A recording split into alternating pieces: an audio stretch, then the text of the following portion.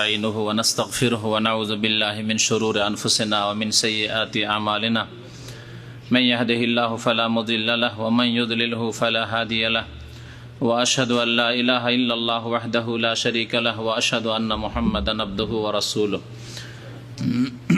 صلى الله تعالى عليه وعلى آله وصحبه وسلم تسليما كثيرا يا أيها الذين آمنوا اتقوا الله حق تقاته ولا تموتن إلا وأنتم مسلمون يا أيها الناس اتقوا ربكم الذي خلقكم من نفس واحدة وخلق منها زوجها وبث منهما رجالا كثيرا ونساء واتقوا الله الذي تساءلون به والأرحام إن الله كان عليكم رقيبا يا أيها الذين آمنوا اتقوا الله وقولوا قولا سديدا يصلح لكم أعمالكم ويغفر لكم ذنوبكم ومن يطع الله ورسوله فقد فاز فوزا عظيما أما بعد فإن خير الحديث كتاب الله وخير الهدي هدي محمد صلى الله عليه وسلم وشر الأمور محدثاتها وكل محدثة بدعة وكل بدعة ضلالة وكل ضلالة في النار أعوذ بالله من الشيطان الرجيم بسم الله الرحمن الرحيم إنا أرسلنا نوحا إلى قومه أن أنذر قومك من قبل أن يأتيهم عذاب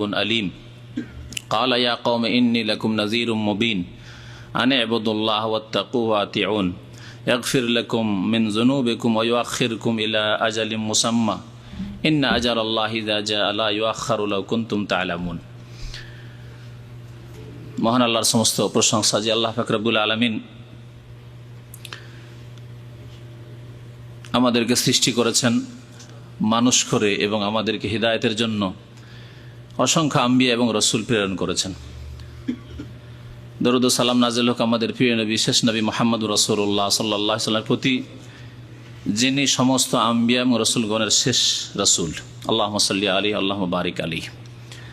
আজকের দর্সের বিষয়বস্তু হচ্ছে সূরা নূহের তাফসীর। কোরআনে কারীমে এমন একটি সূরা, যেই সূরা আল্লাহ পাক রব্বুল আলামিন নাজিল করেছেন নূহ আলাইহিস সালামের ঘটনা সম্পর্কে, বিশেষ করে তাতে আর অন্য কিছু আলোচনা করা হয়নি। নূহ আলাইহিস সালামের দাওয়াত, ইসলামের, তাওহীদের এবং তার কওম, তার জাতির আচরণ, তার জাতির পরিণাম, এসব আল্লাহ পাক উল্লেখ করেছেন এই ছোট্ট একটি সূরায়, যে সূরার নামকরণই হয়েছে সূরাত নূহ। নূহ আলাইহিস সালামের নামে নাম রাখা হয়েছে এই সূরার। এই সূরা আল্লাহ পাক রব্বুল আলামিন নবী করিম সাল্লাল্লাহু আলাইহি ওয়াসাল্লামের মক্কি জীবনে নাজিল করেছেন। নবী করিম সাল্লাল্লাহু আলাইহি ওয়াসাল্লামের জীবন হচ্ছে মক্কার জীবন এবং মদিনার জীবন। মক্কায় নবী করিম সাল্লাল্লাহু আলাইহি ওয়াসাল্লাম নবী হওয়ার পরে কত বছর থেকেছেন? 13 বছর। আর মদিনায় 10 বছর। এই মোট 23 বছর নবী রসুল হওয়ার পরে রাসূলুল্লাহ সাল্লাল্লাহু আলাইহি ওয়াসাল্লামের নবুয়াতি রিসালাতি জীবন। তার আগে 40 বছর কেটেছে নবী হওয়ার পূর্বে। 63 বছর মোট বয়স নবী করিম সাল্লাল্লাহু আলাইহি সাল্লামের। আল্লাহ পাক রব্বুল আলামিন এই সূরা নূহ নাজিল করে নবী করিম সাল্লাল্লাহু আলাইহি সাল্লামকে মক্কার জীবনে সান্ত্বনা দিতে চেয়েছেন।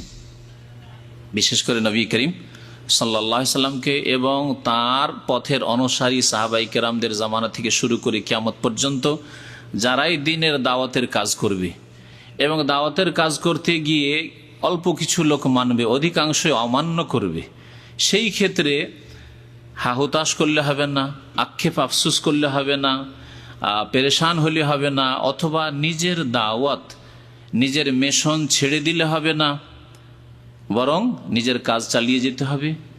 নতিজার মালিক, ফলাফলের মালিক, রেজাল্টের মালিক আল্লাহ পাক রব্বুল আলামিন। আপনার হাতে আল্লাহ পাক কতজনকে হিদায়াত করবেন, সঠিক রাস্তায় নিয়ে আসবেন, সেই কাজটি আপনার নয়, আল্লাহ পাক রব্বুল আলামিনের। আপনার কাজ হচ্ছে এই পথে মেহনত, পরিশ্রম করা, শ্রম দেওয়া। এবং জুলম অত্যাচার হবে যখন আপনি সত্য কথা বলবেন, হকের কথা বলবেন, আম্বিয়া এবং রসুলগণের ওপর যেমন হয়েছে। নূহ আলাইহিস সালামের ওপর যেমন জুলম অত্যাচার হয়েছে, মানসিক, দৈহিক, এবং তার সাথে যে বেয়াদবি করেছে জাতি, এইরকম বেয়াদবি করবে প্রত্যেক জাতি, এ কথাও আল্লাহ পাক রব্বুল আলামিন জানিয়ে দিতে চেয়েছেন রাসূলুল্লাহ সাল্লাল্লাহু আলাইহি সাল্লামকে, যে আগের নবী রাসূলগণের সাথে যা হয়েছে, আর বিশেষ করে নূহ আলাইহিস সালামের সাথে, আর তা আপনার মতো এই 13 বছর নয় আর 23 বছর নয়, বরং 950 বছর। 100 বছর নয়, 200 না, 300 না, 950 বছর ধরে শুধু তৌহিদের দাওয়াত, ইসলামের দাওয়াত, আল্লাহর প্রতি ঈমানের দাওয়াত, পরকালের প্রতি বিশ্বাসের দাওয়াত, ভালো কাজের দাওয়াত এবং মন্দ কাজ থেকে বেঁচে থাকার দাওয়াত দিতে থেকেছেন নূহ আলাইহিস সালাতু ওয়াস সালাম। তো আয়াতের তাফসীর শুরু করি। আল্লাহ পাক রব্বুল আলামিন এই আয়াতগুলিতে ইরশাদ করছেন, ইন্না আরসালনা নূহান ইলা কওমিহি, নিশ্চয় আমি নূহ আলাইহিস সালামকে তার জাতির কাছে প্রেরণ করেছিলাম রসুল করে। আরসালনা, আরসালনা মানে প্রেরণ করা, আরসালনা মানে পাঠানো, আরসালনা মানে রসুল করে প্রেরণ করা, রসুল বানানো। যাকে পাঠানো হয়, প্রেরণ করা হয়, তাকে রসুল বানানো হয়, দূত বানানো হয়। তো আল্লাহ পাক বলছেন, ইন্না আরসালনা নূহান, নিশ্চয় আমি আল্লাহ পাক রব্বুল আলামিন কি করেছিলাম, নূহ আলাইহিস সালামকে রসুল করে প্রেরণ করেছিলাম, ইলা কওমিহি, তার জাতির কাছে। কি উদ্দেশ্যে, কি বলার জন্য, কি মিশন নিয়ে? আনজির কওমাকা, যে হে নূহ, তুমি তোমার জাতিকে সতর্ক করো। আনজির মানে সতর্ক করো, আল্লাহর আযাব থেকে সতর্ক করো, আল্লাহর বিরুদ্ধাচরণ থেকে, নাফরমানি থেকে সতর্ক করো, পাপ থেকে, অন্যায় কাজ থেকে সতর্ক করো। পাপ অন্যায় থেকে, কুফরি থেকে বেঁচে না থাকলে আল্লাহর আযাব আসবে। তাহলে আল্লাহর আযাব থেকে সতর্ক করা মানে পাপের কাজ থেকে, কুফরি থেকে সতর্ক করা। আর কুফরি থেকে, অন্যায় থেকে, পাপ থেকে সতর্ক করা মানে আল্লাহর আযাব থেকে সতর্ক করা। কারণ পাপ, গুনাহ, কুফরি এইসব হচ্ছে আল্লাহ পাকের আযাব আসার কারণ। আনজির কওমাক, হে নূহ, তুমি তোমার জাতিকে সতর্ক করো, মিন ক্বাবলি আন ইয়াতিয়াহুম আযাবুন আলীম, তাদের নিকটে মর্মান্তিক শাস্তি বা যন্ত্রণাদায়ক আযাব, আযাবুন আলীম। আলাম মানে ব্যথা, বুঝেন না? আলাম আজকালকে বুঝেন, এখানে যারা আছেন, আলাম মানে কি? ব্যথা। কোনো জায়গায় পেন করছে, আপনারা কি বলছেন? ফি আলাম। যদি আরবি ডাক্তার থাকে তো গিয়ে কি বলবেন? হয় অর্ধেক ইংলিশ, অর্ধেক বাংলা, বাংলা তো বুঝবেন না, অর্ধেক ইংলিশ, অর্ধেক আরবি করে বোঝাবার চেষ্টা করবেন। তো ফিপাল আলাম, ফি পেন, হ্যাঁ, এই করে হয়তো ইংরেজিও ফুল জানছেন না, আরবিও ফুল জানছেন না, তো এদিকে একটু এদিকে একটু করে বোঝাবার চেষ্টা করবেন। তো আলাম থেকে হচ্ছে আলিম, আলাম থেকে হচ্ছে আলিম, মানে এমন আযাব যা অত্যন্ত ব্যথাদায়ক, যন্ত্রণাদায়ক, মর্মান্তিক আযাব। ক্বালা ইয়া কওম, এই আযাব আসার পূর্বে, কারণ আযাব চলে আসলে আর কাজ হবে না, আযাব দূর হবে না, আর আযাব দেখি তখন ঈমান নিয়ে আসলে আর কাজ চলবে না। এই জন্য আল্লাহ পাক রব্বুল আলামিন কোন জাতিকে, মাত্র একটি জাতি ছাড়া, কোন জাতিকে মাত্র একটি জাতি ছাড়া, সেই জাতির কথা আপনাদের জিজ্ঞেস করব, আযাব দেখিয়ে দেওয়ার পরে আর অবসর দেননি, ছাড় দেননি। আযাব দেখে নিয়েছো, এখন যে আর বাঁচবে এই উপায় নেই। ফেরাউনও আযাব দেখার পরে কলেমা পড়েছিল, ঈমানের উচ্চারণ করেছিল। হ্যাঁ, এইরকম যে কোনো জাতি, নূহ আলাইহিস সালামের জাতি যখন দেখলো যে এখন তো ডুবে শেষ হয়ে যাচ্ছে, তখন তারাও ফিরে আসার কথা ভেবেছিল অথবা বলেছিল। কিন্তু এইরকম এই পাপিষ্ট যখন মওতের মুহূর্তে পৌঁছে যায় আর আযাবের ফেরেশতাদেরকে দেখে নেই, তখন তওবা করে বলে, রব্বের জীবন, আল্লাহ একবার ফিরিয়ে দাও, রব্বের জীবন লাআল্লি আমালু সালিহান, একটু ভালো আমল করে ফিরে আসবো, আর এরকম ভুল করবো না আল্লাহ, এইরকম বেনামাজি হব না, যা করেছি আল্লাহ তুমি মাফ করে একটু সময় দাও, কিছুদিন সময় দাও। আল্লাহ বলে, কাল্লা, কোশ্চিন কালো না, হবে না। আযাব দেখার পরে কোন জাতিকে সে মালাকুল মউত যে মৃত্যুর মুহূর্তে পৌঁছে গেছে, আযাবের ফেরেশতার পৌঁছে গেছে, এরকম আযাব হোক অথবা আসমানি আযাব হোক, জমিনি আযাব হোক, কোন জাতিকে জাতি পর্যায়ে আল্লাহ পাকের আযাব হোক, যেমন আগের উম্মতগুলিতে এসেছে, যেসব কাফের উম্মত, পাপিষ্ট উম্মত, সেসব ধ্বংস করার জন্য, লূত আলাইহিস সালামের জাতিকে ধ্বংস করার জন্য, আরো বহু জাতিকে, আদ সামুদকে ধ্বংস করার জন্য যেসব আযাব এসছে, তখন তারা ফিরে আসে, আল্লাহ পাক আর সুযোগ দেননি। একমাত্র একটি জাতি, কোন জাতি? ইউনুস আলাইহিস সালামের জাতি। কোরআনে কারিমে বলছে, ইল্লা কওমা ইউনুস, তবে ইউনুস আলাইহিস সালামের কওমকে আযাব, আসমানে আযাব দেখে নিয়েছে। দেখার পরে যখন মাঠে দৌড় দিয়ে সব ছেলে মেয়ে বাল বাচ্চা গরু ছাগল বেঁধে নিয়ে এসে আল্লাহর সামনে এবার কান্নাকাটি শুরু করে দিল। আর ইউনূস আলাইহিস সালাম তো রাগ করে জাতিকে ছেড়ে দিয়ে চলে গেছেন, আল্লাহ পাক তাদেরকে মাফ করে দিয়েছিলেন। কোরআনে কারীমে আল্লাহ পাক এই ঘটনা বয়ান করেছেন। এই জন্য আল্লাহ পাক বলছেন যে ওদেরকে সতর্ক করো, মিন কাবলি আইয়াতিয়াহুম আযাবুন আলীম, তাদের নিকটে মর্মান্তিক আযাব আসার পূর্বে সতর্ক করো। কারণ সতর্ক হওয়ার সময় এখন সময়, মত চলে আসবে আর সতর্ক হবেন, আর সতর্ক হয়ে লাভ নেই। পশ্চিম দিক থেকে সূর্য উঠে যাবে আর সতর্ক হবেন, সকলে সারা বিশ্বের মানুষ সতর্ক হবে, আর লাভ নেই। এই জন্য তওবার দরজা কখন বন্ধ হয়? দুইটি ক্ষেত্রে তওবার দরজা বন্ধ হয়ে যায়। একটি ক্ষেত্রে প্রত্যেক মানুষের ওপর এই সময়টি আসে, সেটা হচ্ছে মৃত্যু মুখে যখন পতিত হয়ে যায়, মৃত্যুর মুহূর্ত চলে এসেছে, আযাবের ফেরেশতাদেরকে অবলোকন করে নিয়েছে, দেখতে পেয়ে নিয়েছে যে আর উপায় নেই, আমাকে যেতেই হবে। জিভা বের করেছে, চোখ বড় বড় করে দিয়েছে, হায় আমার বিবি গেল রে, হায় রে আমার ছেলে মেয়ে গেল, হায় কি হলো আমার ছেলে, 1 বছরের ছেলে এতিম হয়ে যাবে রে, হ্যাঁ এত ধন সম্পদ আমি কিছুই ভোগ করতে পারলাম না, হায় নতুন বাড়ি করলাম একদিনও থাকতে পারলাম না, কি করলাম, হায় কি করলাম। এই সময় তওবার দরজা বন্ধ হয়ে গেছে, ব্যাস। ইউকবালু তাওবাতুল আবদে মা লাম ইউগারগির, নবী করিম সাল্লাল্লাহু আলাইহি ওয়াসাল্লাম বলেছেন। আর এই সময়টি প্রত্যেক মানুষের জীবনে আসবে না, আসবে না? এমন এক সময় আসবে যখন সংশোধনের চেষ্টা করবেন। যারা ভালো মানুষ তারাও ভাবে যে হাই আমি 5 ওয়াক্ত নামাজ পড়লে, হাই তাহাজ্জুদ কেন পড়িনি, আল্লাহ যদি একটু সময় দিত আমি তাহাজ্জুদ ধরে নিতাম আজকে থেকে। হাই আমি দিন কেন শিখিনি, অনেক কিছু জানি না, আমি কেন শিখিনি, যদি কিছু আর সময় পেতাম অনেক কিছু শিখতাম। হায় আমার অনেক কিছু করার ছিল, করণীয় অনেক কিছু করিনি, যদি একটু সময় পেতাম আরো কিছু করতাম। প্রত্যেকে আফসোস করতে থাকবো, হাই কি করলাম, হাই কি করলাম, 60 বছর 70 বছর বয়স চলে গেল, আমি তো জানি না যে হঠাৎ করে এই সময় মৌত চলে আসবে। ভাবছিলাম আরো 10 বছর বাঁচবো, আরো 20 বছর বাঁচবো, আরো সময় আছে। এই সময় তওবার দরজা বন্ধ হয়ে যাবে, প্রত্যেকের তওবার দরজা বন্ধ হয়ে যাবে। আরেকটি তওবার দরজা হচ্ছে আম দরজা, সেই দরজা যারা কিয়ামতের সময় দুনিয়ায় বেঁচে থাকবে, পৃথিবীতে থাকবে, ওই সব মানুষের দরজা, সকল মানুষের দরজা একসাথে বন্ধ হয়ে যাবে। তওবার দরজা সেটি হচ্ছে হাত্তা তাতুলা শামসু মিন মাগরিবিহা, নবী করিম সাল্লাল্লাহু আলাইহি ওয়াসাল্লাম বলেছেন যখন পশ্চিম দিক থেকে সূর্য উদয় হয়ে যাবে তওবার দরজা বন্ধ হয়ে যাবে। তওবার দরজা বন্ধ হওয়ার আগে মিন কাবলি আইয়াতিহুম আযাবুন আলীম, সতর্ক হয়ে যেতে হবে আমাদেরকে। আল্লাহ পাক আমাদেরকে সতর্ক হওয়ার এক্ষুনি যেন তৌফিক দান করেন। তারপরে নূহ আলাইহিস সালাম বললেন কালা ইয়া কওমি ইন্নী লাকুম নাযীরুম মুবিন, আল্লাহ আদেশ করলেন, এখন বলতে শুরু করলেন তিনি। বললেন নূহ আলাইহিস সালাম, ইয়া কওমে, হে আমার সম্প্রদায়, হে আমার জাতি, ইন্নী লাকুম নাযীরুম মুবিন, আমি তোমাদের জন্য সুস্পষ্ট সতর্ককারী। নাযীর, আল্লাহ পাক নবীগণের 2টি গুণ বর্ণনা করেছেন, একটি অপরের বিপরীত, বাশির এবং নাযীর। হ্যাঁ, বাশিরা ওয়া নাযীরা কোরআনে আছে না? নবী সাল্লাল্লাহু আলাইহি ওয়াসাল্লামের একটি গুণ হচ্ছে বাশির মানে সুসংবাদ দাতা, আর নাযীরা মানে সাবধানকারী। হ্যাঁ, সাবধানকারী, সতর্ককারী, দুটি বিপরীত শব্দ না? সুসংবাদ যে দেয় সে তো সাবধান করে না, সুসংবাদ দিচ্ছে মানে ভালো খবর দিচ্ছে আপনাকে। তো সুসংবাদ কার জন্য নবী রাসূলগণ দিয়ে থাকেন? মুমিনদের জন্য, সৎকর্মশীলদের, শুধু মুমিন না, মুমিন মুত্তাকি, আল্লাযীনা আমানু ওয়া কানু ইয়াত্তাকুন লাহুমুল বুশরা। আল্লাহ কি বলেছেন?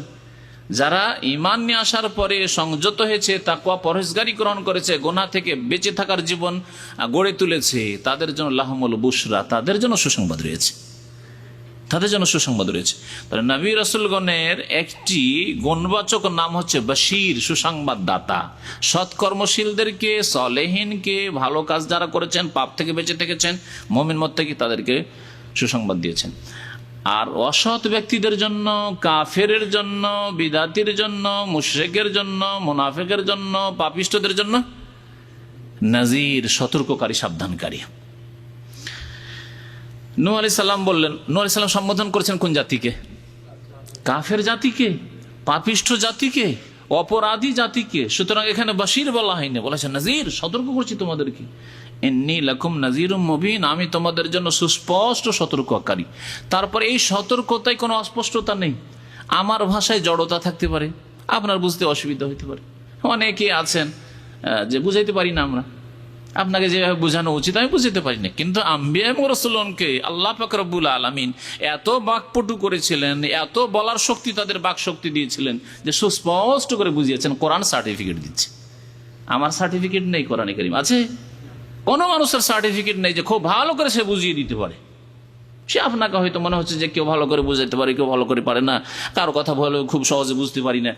কিন্তু আল্লাহ পাক রব্বুল আলামিন নবীগণকে দেখেন কত সুন্দর সার্টিফিকেট দিয়েছে। ইন্নী লাকুম নাযীর, সতর্ককারী, মুবিন, বয়ান থেকে, বয়ান বলেন না, বয়ান স্পষ্টকারী, নাযীর সুস্পষ্ট ভাবে সতর্ক আমি করে দিচ্ছি। এমন কোনো অস্পষ্টতা নেই যে বুঝতে পারলেন না তাওহীদ, বুঝতে পারলেন না রিসালাত, বুঝতে পারলেন না আখিরাত, বুঝতে পারলেন না আল্লাহর গুণাবলী, বুঝতে পারলেন না জান্নাত জাহান্নাম, আকীদা।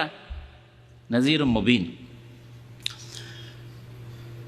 কি সম্পর্কে, বিষয়বস্তু কি, কি বলে সতর্ক করছি, আর কি কাজগুলি করলে সতর্ক হতে পারবে আল্লাহর আযাব থেকে, পাপ থেকে, গুনাহ থেকে, কুফরি থেকে, তা হচ্ছে আনে ইবাদুল্লাহ। প্রথম বিষয় হচ্ছে আল্লাহ পাকের ইবাদত বন্দেগী করা। আল্লাহ পাকের প্রতি ঈমান নিয়ে এসে বলো লা ইলাহা ইল্লাল্লাহ, আল্লাহ ছাড়া কেউ বারহাক সত্য মাবুদ নেই। সালাত আদায় করো, নামাজ কায়েম করো। আল্লাহ পাক রব্বুল আলামিন যেসব আদেশ করেছেন তা পালন করো, যেসব কাজ থেকে নিষেধ করেছেন তা থেকে বিরত থাকো, বেঁচে থাকো। এই আনে ইবাদুল্লাহ, আল্লাহ পাকের ইবাদত বন্দি করো। ওয়াত্তাকুহ, এবং তাকে ভয় করো। ওয়াত্তাকুহ মানে ওয়াত্তাকুল্লাহ, তাকে ভয় করো। কাকে? আল্লাহ পাক রব্বুল আলামিনকে ভয় করো। তাকওয়া মানে যে ভয় করার অর্থ, এটি হচ্ছে ভাব অর্থ। শাব্দিক অর্থ হচ্ছে গুনাহ থেকে বেঁচে থাকা, আল্লাহ পাকের আদেশ অমান্য করা থেকে বেঁচে থাকা, আদেশে গাফিলতি, আদেশ পালনে গাফিলতি থেকে বেঁচে থাকা, নিষেধাজ্ঞা লঙ্ঘন করা থেকে বেঁচে থাকা, এগুলো হচ্ছে তাকওয়া। তাকওয়ার শাব্দিক ধাতু হচ্ছে ওয়েকায়া। ওয়েকায়া মানে কি? বেঁচে থাকা। ওয়েকায়া মানে বেঁচে থাকা। আল্লাহ পাক কোরআনে বলছেন কু আনফুসাকুম, তোমরা নিজেদেরকে বাঁচাও। এই যে ওয়েকায়া থেকে কু, হ্যাঁ, রব্বানা আতেনা ফিদ দুনিয়া হাসানা ওয়া ফিল আখিরাতি হাসানা ওয়া কিনা আযাবান নার। আল্লাহ কোরআনে কারীম আমাদেরকে দোয়া শিখিয়ে দিয়েছেন। তোমরা বলো, মুমিনদের দোয়া হচ্ছে এই যে রব্বানা আতেনা ফিদ দুনিয়া হাসানা, হে আমাদের রব, হে আমাদের পরওয়ারদিগার, হে আমাদের পালনকর্তা, আতেনা ফিদ দুনিয়া হাসানা, পার্থিব জীবনে দুনিয়াতে আমাদেরকে কল্যাণ দান করো, ওয়া ফিল আখিরাতি হাসানা, আর পরকালেও কল্যাণ দান করো, ওয়া কিনা আযাবান নার, এবং আমাদেরকে জাহান্নামের আযাব থেকে বাঁচাও, রক্ষা করো। এই যে কে মানে বাঁচাও, আর না মানে আমাদেরকে বাঁচাও। এই কে থেকে, ওয়েকায়া থেকে হচ্ছে কি? তাকওয়া। ওয়াত্তাকুহ, তাহলে ওয়াত্তাকুহ মানে আল্লাহ পাকের নাফরমানি থেকে বাঁচো। আর আল্লাহ পাকের নাফরমানি থেকে বাঁচবে কখন? যদি আল্লাহ পাকের ভয় থাকে, তাহলে বাঁচবে। আপনি ছেলে হিসাবে যদি বাবার ভয় থাকে, তাহলে আপনি বাবার অসন্তোষজনক কাজ থেকে বেঁচে থাকবেন, কারণ আপনি আব্বাকে ভয় করেন, শ্রদ্ধাও করেন, ভয় করেন। তাহলে আপনি আব্বাকে অসন্তুষ্ট করবেন না, আপনি কারণ ভয় করেন তাকে, অসন্তুষ্ট হয়ে যাবেন তিনি। যদি আপনার কোনো শাস্তি দেওয়ার ক্ষমতা তার থাকে, শাস্তি দেবেন, না হলে কমের পক্ষে যদি আপনি মানে শরীর স্বাস্থ্যওয়ালা সাবালক মানুষ, আর খুব মানে ক্ষমতাশীল মানুষ, বেশ শিয়ানা হয়ে গেছেন, তাহলে আপনাকে হয়তো শাস্তি, দৈহিক শাস্তি দিতে পারবে না, কিন্তু অসন্তুষ্ট ভয় করেন যে আব্বা যেন অসন্তুষ্ট না হয়, আম্মা যেন অসন্তুষ্ট না হয়ে যান। ওয়াত্তাকু, বেঁচে থাকা। তো আল্লাহ পাক রব্বুল আলামিনের ভয় করতে হবে গুনাহ থেকে বেঁচে থাকার মাধ্যমে। পাপ করে গুনাহ করা হয় মানে যেগুলো নিষিদ্ধ জিনিস, সেগুলি করে গুনাহ করা হয়। আর ফরজ ওয়াজিব আল্লাহর আদেশ পালন না করলে গুনাহ করা হয়, সেগুলি থেকে বেঁচে থাকার মাধ্যমে আল্লাহকে ভয় করো। ওয়াতিউন, এবং আমার আনুগত্য করো, আমাকে মেনে নাও। কে বলছেন? নূহ আলাইহিস সালাম বলছেন আমাকে মেনে নাও, আমার কথা মতো চলো। কারণ নবীকে মানলেই কাকে মানা হয়? আল্লাহকে মানা হয়। আল্লাহ পাক কোরআনে কারীমে ইরশাদ করেছেন ওমান ইউতির রাসূলা ফাকাদ আতা আল্লাহ, যারা রাসূল সাল্লাল্লাহু আলাইহি ওয়াসাল্লামের আনুগত্য করলো তারা আল্লাহর আনুগত্য করলো। শেষ উম্মতকে আল কোরআনে বলা হয়েছে, আগের উম্মতকে নূহ আলাইহিস সালাম উম্মতকে বলা হয়েছে ওয়াতিউন। হ্যাঁ, নূহ আলাইহিস সালাম বলছেন আমার ইতাআত করো, আমার আনুগত্য করো, আমার কথা মানো। আমার কথা মানলেই আল্লাহর কথা মানা হবে। কারণ আল্লাহ পাক রব্বুল আলামিন তোমাদের কাছ থেকে কেমন ইবাদত বন্দেগী চান, কি করলে সন্তুষ্ট হবেন, আর কোন গুনাহগুলি থেকে বাঁচলে সন্তুষ্ট হবেন, সেটা জানার মাধ্যম হচ্ছে নূহ আলাইহিস সালাম, সুতরাং ওয়াতিউন, আমার আনুগত্য করো, আমার কথা মেনে চলো। তিনটি হুকুম করলেন কে? নূহ আলাইহিস সালাম। আল্লাহর ইবাদত বন্দি করো। ইবাদত বন্দি হচ্ছে ইতিবাচক নেতিবাচক, মানে আল্লাহ পাক যা করতে বলেছেন, যেভাবে ইবাদত করতে বলে সেভাবে করো, আর শিরিক করিও না। এ হচ্ছে ইবাদত বন্দি করা। ইবাদত করা যদি শিরিক করে, নামাজও পড়ে আবার শিরিক করে, মাজারে সেজদাও করে, তাহলে ইবাদত হলো না, শিরিক হলো। ইবাদত ইতিবাচক ও নেতিবাচক, পজিটিভ এবং নেগেটিভ দুটো দিয়েই করতে হবে। ওয়াত্তাকু, এবং গুনাহ থেকে বেঁচে থাকার হুকুম করলেন। ওয়াতিউন, আর রাসূলকে মানতে বললেন। নূহ আলাইহিস সালাম বললেন আমার আনুগত্য করো, আমার কথা মেনে চলো। তাহলে আল্লাহ পাক কি নিয়ামত দেবেন? ইয়াগফির লাকুম মিন যুনুবিকুম, তোমাদের গুনাহগুলিকে আল্লাহ পাক মাফ করে দেবেন, মার্জনা করে দেবেন। ওয়া ইউআখিরকুম ইলা আজালিম মুসাম্মা, এবং তোমাদেরকে নির্দিষ্ট সময় পর্যন্ত অবসর দেবেন। নির্দিষ্ট সময় পর্যন্ত কি করবেন? অবসর দেবেন। এই আয়াতের অংশটুকু মনে রাখবেন। এই আয়াতের অংশটুকুকে সামনে রেখে অনেক তাফসির কারগণ বলেছেন, এবং নবী সাল্লাল্লাহু আলাইহি ওয়াসাল্লাম বেশ কিছু হাদিস আছে, সেগুলিকে সামনে রেখে, যে মানুষ যদি নেক আমল করে, সৎকর্মশীল হয়, তাহলে বয়স বৃদ্ধি হয়। হাদিস আছে না, মান সাররাহু, যদি কেউ পছন্দ করে যে আই ইউনসা লাহু ফি উমরিহি ওয়া ইউবারাক লাহু ওয়া ইউজাদ লাহু ফি রিজকিহি, কোন ব্যক্তি যদি পছন্দ করে যে তার বয়স বৃদ্ধি করে দেওয়া হোক এবং রিজিক তার বাড়িয়ে দেওয়া হোক, তাহলে ফালিয়াসিল রাহিমাহু, সে যেন আত্মীয়দের সাথে সুসম্পর্ক মজবুত করে, সেলাতুল আরহাম করে, আত্মীয়দের সাথে যোগাযোগ রাখে, আত্মীয়দের যেমন যার হক রয়েছে হকগুলি আদায় করে। কারো আর্থিক হক রয়েছে, আর্থিক হক আদায় করবে। কারো আপনার দৈহিক মেহনত পরিশ্রমের মাধ্যমে হক আদায় করার ব্যাপার রয়েছে, হাসপাতালে নিয়ে যেতে হবে, এখানে দৌড়াদৌড়ি করতে হবে, তাদের জন্য একটু শ্রম দিতে হবে, দৈহিক শ্রম দিতে হবে, এই দিয়ে সেলা রহমি করে আত্মীয়তার সুসম্পর্ক বজায় রাখা।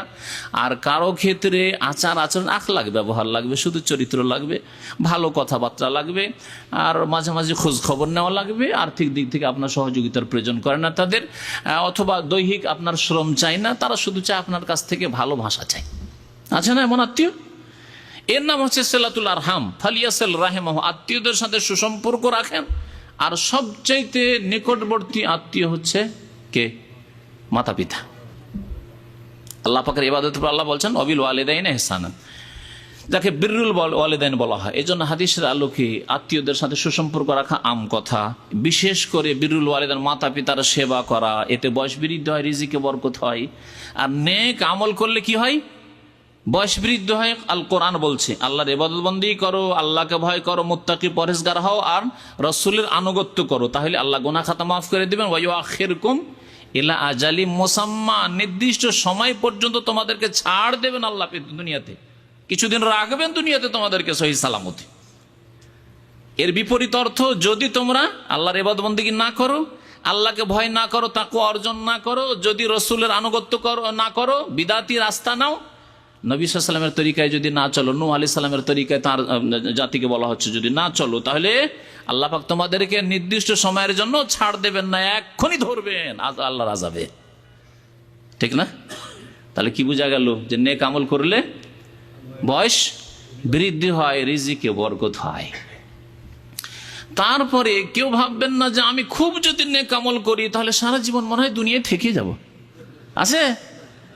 নবী রাসূলও থাকেননি। সেজন্য আল্লাহ বলছেন ইন্না আজালাল্লাহ, নিশ্চয় আল্লাহ পাকের নির্দিষ্ট সময়, নির্ধারিত সময়, ইজা যা, যখন চলে আসবে, মানে মওতের মুহূর্ত যখন চলে আসবে, লা ইউআখার, তখন আর বিলম্ব করা হবে না, তখন বিলম্ব হবে না। তবে নেক আমল করলে আল্লাহ পাকের আযাব থেকে বেঁচে থাকবে।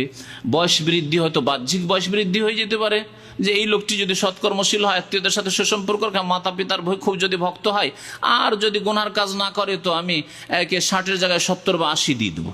কিন্তু না, একে 200, 400, 500 বছর বাঁচাবো বা চিরকাল রাখবো, এটা হবে না। অথবা 50 বছর, 60 বছর, 70 বছর যে আল্লাহ নির্ধারিত করে দিয়েছেন, লিখে দিয়েছেন তকদির, সেটাই অকাট্য থাকলো। কিন্তু 60 বছরে এত বেশি কাজ করতে পারলো যে তার ভাই, আত্মীয় স্বজন, গ্রামবাসী, দেশবাসী, দুনিয়ার কোনো মানুষ 500 বছর বাঁচলেও করতে পারতো না। এটা তো অস্বীকার করা যায় না, না? যে একজন মানুষ 50 বছরে যে কাজ করে গেছেন, মানব জাতির ইতিহাসে নবী রাসূলগণকে দেখেন, ওলামায়ে কেরামকে দেখেন, আইম্মায়ে কেরামদেরকে দেখেন, ভালো ভালো সৎ লোকদেরকে দেখেন, যেই খেদমত করে গেছেন, আমাকে আপনাকে 1000 বছর বয়স দিল, করতে পারবেন না হয়তো, ঠিক না? এই হচ্ছে বরকত। বয়স বৃদ্ধি হওয়ার অর্থ হচ্ছে আভ্যন্তরীণ বয়স বৃদ্ধি হওয়া, বাহ্যিক না হইলেও। ইন্না আজাল আল্লাহ ইযা জা, যখন আল্লাহ পাকের নির্ধারিত সময় চলে আসবে, মানে মওতের সময় চলে আসবে, লা ইউআখার, তাতে বিলম্ব করা হবে না। লাউ কুনতুম তা'লামুন, তোমরা যদি জানতে তাহলে আল্লাহর সাথে কুফরি করতে না, তাহলে শিরিক করতে না, বরং ইবাদত করতে, পাপ করতে না, বরং সংযত মুত্তাকি পরহেজগার হতে, আর রাসূলের আনুগত্য করতে। লাউ কুনতুম তা'লামুন।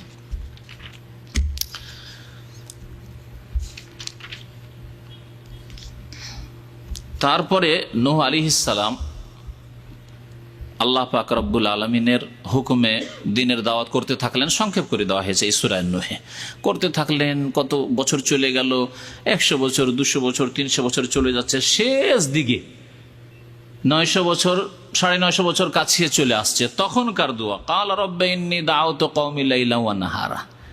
আজকে প্রত্যেকে নিজেকে জিজ্ঞাসা করেন, একজন মানুষকে, বেনামাজিকে যদি নামাজের জন্য 3 বার বলে থাকেন, তারপরে একে বলে লাভ নাই, বলে লাভ কি? কতবার বলেছি? 3 বার যদি বলেন, আপনি বলবেন 50 বার বলেছি ওকে। এটা হলো আমাদের চরিত্র, ঠিক না?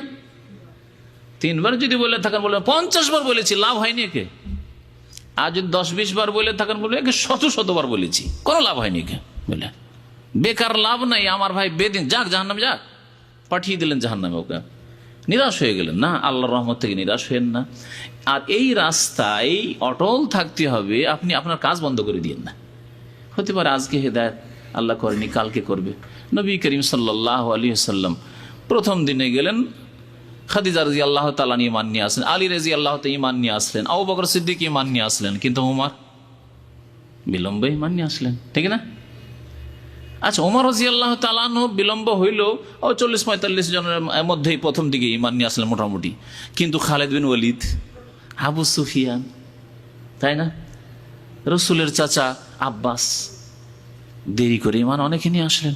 অনেকে মদিনায় নবী সাল্লাল্লাহু আলাইহি ওয়াসাল্লাম চলে আসে, তারপর ঈমান নিয়ে এসছে, কিন্তু ঈমান নিয়ে এসছে।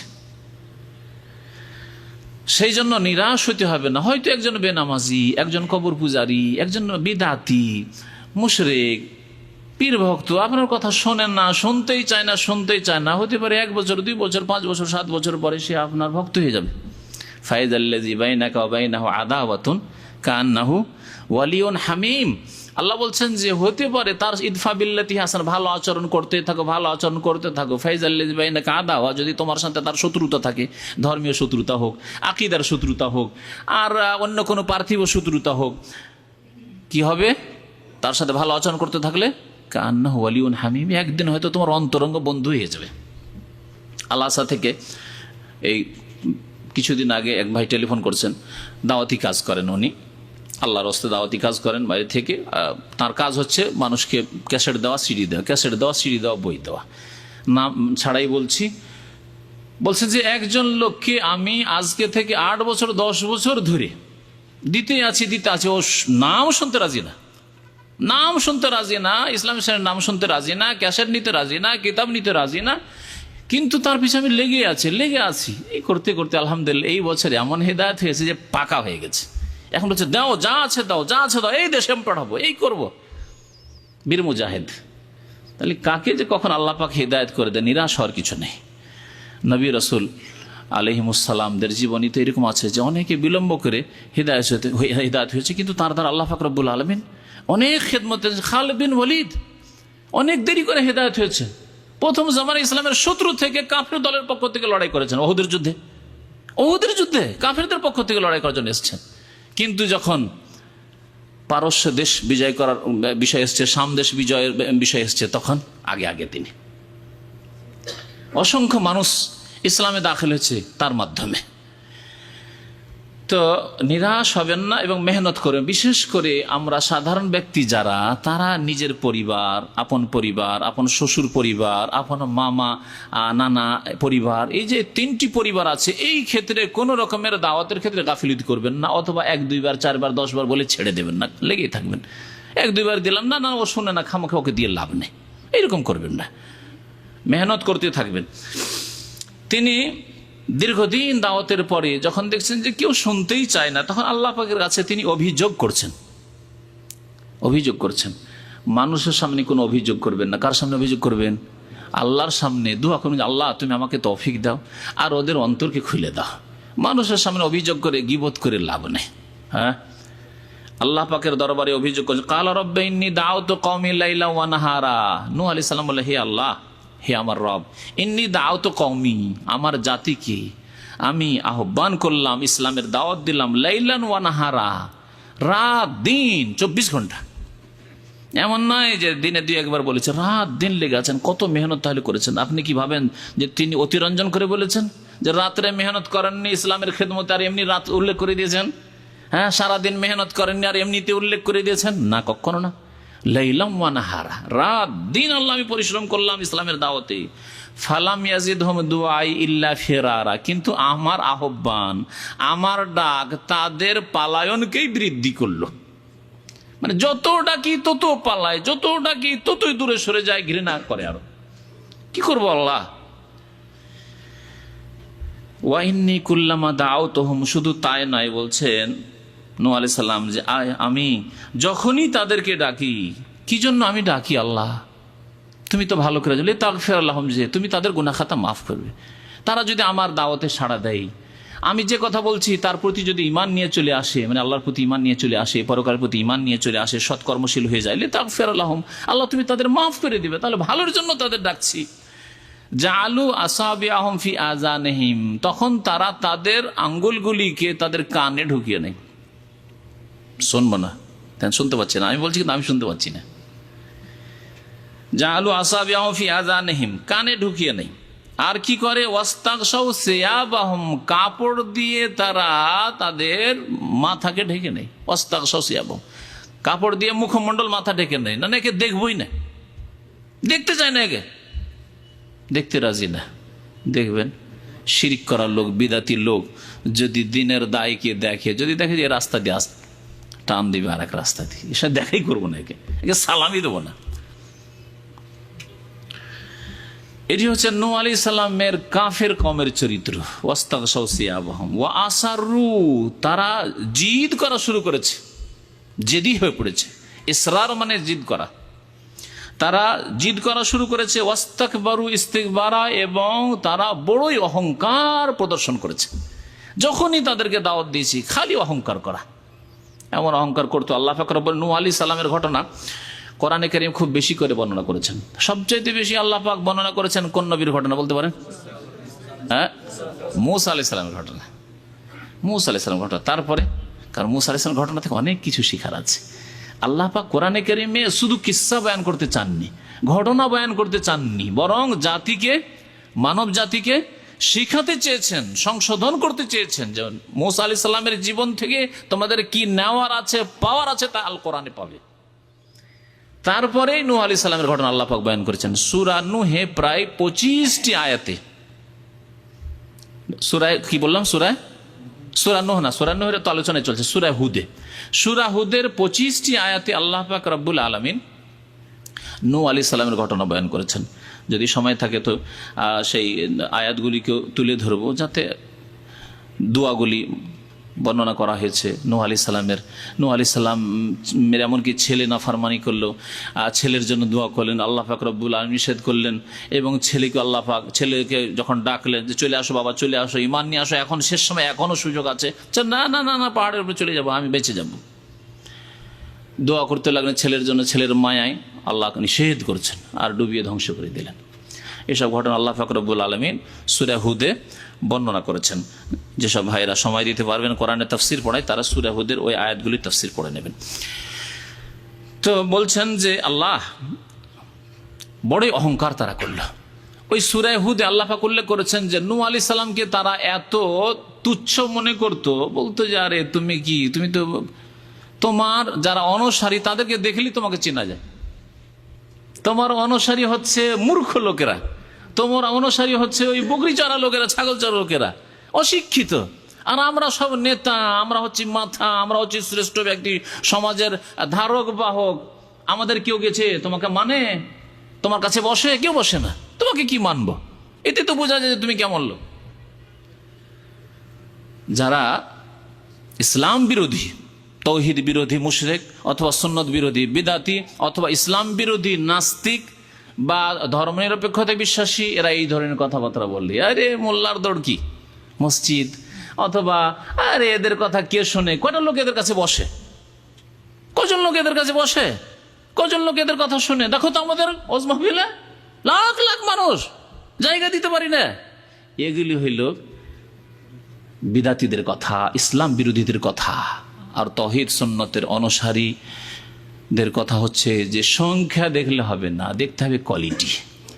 আল্লাহ পাকের কাছে কোয়ালিটির মর্যাদা আছে, গণনার মর্যাদা নেই যে কত গণাইতে পারলেন আপনি। আল্লাহ পাক রব্বুল আলামিন যেন আমাদেরকে সৎ পথে চলার তৌফিক দান করেন। সুম্মাইন্নি দাউতুহুম জিহারা, তারপর আল্লাহ পাকের কাছে অভিযোগ, আল্লাহ তাদেরকে কত রকম করে যে ডাকলাম, কখনো প্রকাশ্য ডাকলাম, সুম্মা অতঃপর ইন্নি দাউতুহুম, তাদেরকে আহ্বান করলাম, দিনের দাওয়াত দিলাম, জিহারা প্রকাশ্যভাবে। প্রকাশ্যভাবে মানে মাহফিল করে, যেখানে ওরা জমা হয়েছে সেখানে আমি গিয়ে হাজিরা, সেখানে গিয়ে বললাম যাতে করে একসাথে সবার কাছে দাওয়াত পৌঁছে যায়, এইভাবেও ডাকলাম। তাহলে ইসলামের দাওয়াত দেওয়ার একটি পন্থা হচ্ছে যে লোকজনকে জমা করে সমবেত করে যাতে করে একবারে অনেক লোকের কাছে আওয়াজ পৌঁছে যায়, এর জন্য চেষ্টা করা, সম্মিলিত দাওয়াত। আর একটি তরিকা হচ্ছে অনেক সময় সম্মিলিত দাওয়াত ফলপ্রসূ হয় না, বিশেষ করে অমুসলিমকে যদি দাওয়াত দিতে যান, বিদাতি যারা মাদ্রাসায় পড়েছে কিছু লোক, ওদেরকে সম্মিলিত দাওয়াত দেন, এতগুলি লোকজনের মাঝে সংশোধন করবে না, কারণ অহংকার চলে আসবে, শয়তান সুযোগ নেবে যে তুইও তো মাদ্রাসায় পড়েছিস, তুই কি কম জানিস নাকি, তুই তো আরবি বুঝিস, সুতরাং এইসব লোকের মাঝে তুই যদি বলি যে এতদিন আমি ভুল পথে ছিলাম, তোর মানহানি হবে, মান সম্মান চলে যাবো, হেদায়েত হবে না। কিন্তু নির্জনে যদি দাওয়াত দেন এটি কাফেরকে, তাহলে সে হয়তো কাফেরগুলো অন্য কাফেরকে ভয় করবে না, অথবা ওই বিদাতি যদি মাদ্রাসে কিছু পড়েছে সে বিদাতি, সে আর লজ্জা পাবে না, তখন হয়তো আপনার কথা কবুল করবে যে না কথা ঠিকই বলছেন, কোরআন হাদিসেরই কথা, আমাদের মানা উচিত, বলবে না। তো এই জন্য মাঝে মাঝে একাকী দাওয়াত দেওয়া, কখনো সম্মিলিত দাওয়াত দেওয়া, কখনো একাকী দাওয়াত দেওয়া ফলপ্রসূ। তাই নূহ আলাইহিস সালাম বলছেন সুম্মা ইন্নী দাওতুহুম জিহারা, আল্লাহ প্রকাশ্য আমি তাদেরকে দাওয়াত দিলাম, সুম্মা ইন্নী আলানতু লাহুম, কখনো কখনো ঘোষণা করে দাওয়াত দিলাম, উচ্চ স্বরে দিলাম, ওয়া আসরারতু লাহুম ইসরার, আর কখনো কখনো আবার চুপি সুরে দাওয়াত দিলাম, লুকিয়ে লুকিয়ে, গোপনে গোপনে, বাড়িতে বাড়িতে গিয়ে, একা একা, যাতে করে কেউ কাউকে লজ্জা না পায়, কেউ কাউকে ভয় না করে, নেতাকে বলে ভয় না করে, বা অমুক নেতাকে বলে ভয় না করে, অমুক ব্যক্তিকে ভয় না করে, সেজন্য একা একা লুকিয়েও আমি তাদেরকে দাওয়াত দিচ্ছি, কোনো রাস্তা ছাড়িনি আল্লাহ, সব রাস্তা আমি অবলম্বন করেছি। ফাকুলতু, এবং তাদেরকে বলেছি যে তোমরা যদি ঈমান নিয়ে আসো, তোমরা যদি সৎকর্মশীল হয়ে যাও, আল্লাহর দিকে ধাবিত হও, তাহলে আল্লাহ পাক তোমাদেরকে দুনিয়ারও ফলাফল দেবেন, পরকাল তো দেবেন কিন্তু দুনিয়ারও ফলাফল দেবেন। ফাকুলতু বলছেন নূহ আলাইহিস সালাম, আমি তাদেরকে বললাম ইস্তাগফিরু রাব্বাকুম, তোমরা আল্লাহর কাছে ক্ষমা চাও, মাগফিরাত কামনা করো ঈমানের মাধ্যমে, সৎ আমলের মাধ্যমে, এবং আল্লাহর কাছে তারপরে ক্ষমা চাও। ঈমান না হলে তার ক্ষমা চাইবে না কেউ, আল্লাহর প্রতি ঈমান নিয়ে আসবে, পরকালের প্রতি ঈমান নিয়ে আসবে, এবং আল্লাহকে বলবে আল্লাহ তুমি আমাদেরকে মাফ করে দাও। ইস্তাগফিরু রাব্বাকুম ইন্নাহু কানা গাফফারা, কারণ আল্লাহ পাকের নাম হচ্ছে মার্জনাকারী, গাফফার, আল্লাহ পাকের নাম গাফফার, গাফুর, মার্জনাকারী। তোমরা যদি আল্লাহ পাকের কাছে মার্জনা কামনা করো, তওবা করে ফিরে আসো, শিরক কুফরি থাকে, তাহলে তোমাদের ফায়দা কি হবে, কি আল্লাহ দেবেন, ইউরসিলিস সামা আলাইকুম মিদরারা, আসমান থেকে আল্লাহ পাক কি দেবেন, মুষলধার বৃষ্টি নাজিল করবেন, মুষলধার বৃষ্টি নাজিল করবেন। আর মুষলধার বৃষ্টি হলে তোমাদের রিজিক বাড়বে, আল্লাহ পাক তোমাদের দুনিয়াতে বরকত দেবে ইত্যাদি। ওয়ায়ুমদিদকুম বিআমওয়ালিন ওয়া বানিন, এবং আল্লাহ পাক তোমাদের সাহায্য করবেন ধন সম্পদ দিয়ে এবং সন্তান সন্ততি দিয়ে, যদি আল্লাহর কাছে তওবা করে ফিরে আসো। তাহলে আল্লাহর কাছে তওবা করে ফিরে আসলে আল্লাহ পাক বৃষ্টি দেবেন, অনাবৃষ্টি দুর্ভিক্ষ দেবেন না, আল্লাহ পাক আযাব থেকে তাহলে রক্ষা করবেন। ধন সম্পদের দরকার, রিজিকের বরকত দরকার, আল্লাহ ধন সম্পদ বাড়িয়ে দেবেন। আর কি দেবেন, ছেলে মেয়েদের দরকার, কারণ এত ধন সম্পদ খাবে কে, ছেলে মেয়ে বাড়িতে না থাকলে মরে যাবো বুড়া বুড়ি, আর কিছু থাকবে, কিছু থাকবে না। সুতরাং আল্লাহ পাক সন্তান সন্ততি তোমাদেরকে দেবেন। আর কি দেবেন, বাগান চাও, চাষের জমি চাও, ভালো ভালো ফল ফ্রুট চাও। তাই আল্লাহ পাক বলছেন আল্লাহকুম জান্নাত, তোমাদের জন্য আল্লাহ পাক বাগান সমূহ সৃষ্টি করে দেবেন, বাগান তৈরি করে দেবেন, বৃষ্টি হবে, জমিনে উর্বর শক্তি বাড়বে, আল্লাহ পাক বরকত দিবেন, তখন ভালো ভালো বাগান তোমাদের তৈরি হবে। ওয়াজআল্লাকুম আনহার, এবং আল্লাহ পাক তোমাদের জন্য নদী নালা সৃষ্টি করে দেবেন, নদী নালা প্রবাহিত করবে, কারণ নদীরও প্রয়োজন রয়েছে। নদী যদি খুব বেশি হয়ে যায় তাহলে আযাব হবে, কিন্তু নদী যদি একেবারে না থাকে তাও এক আযাব হবে।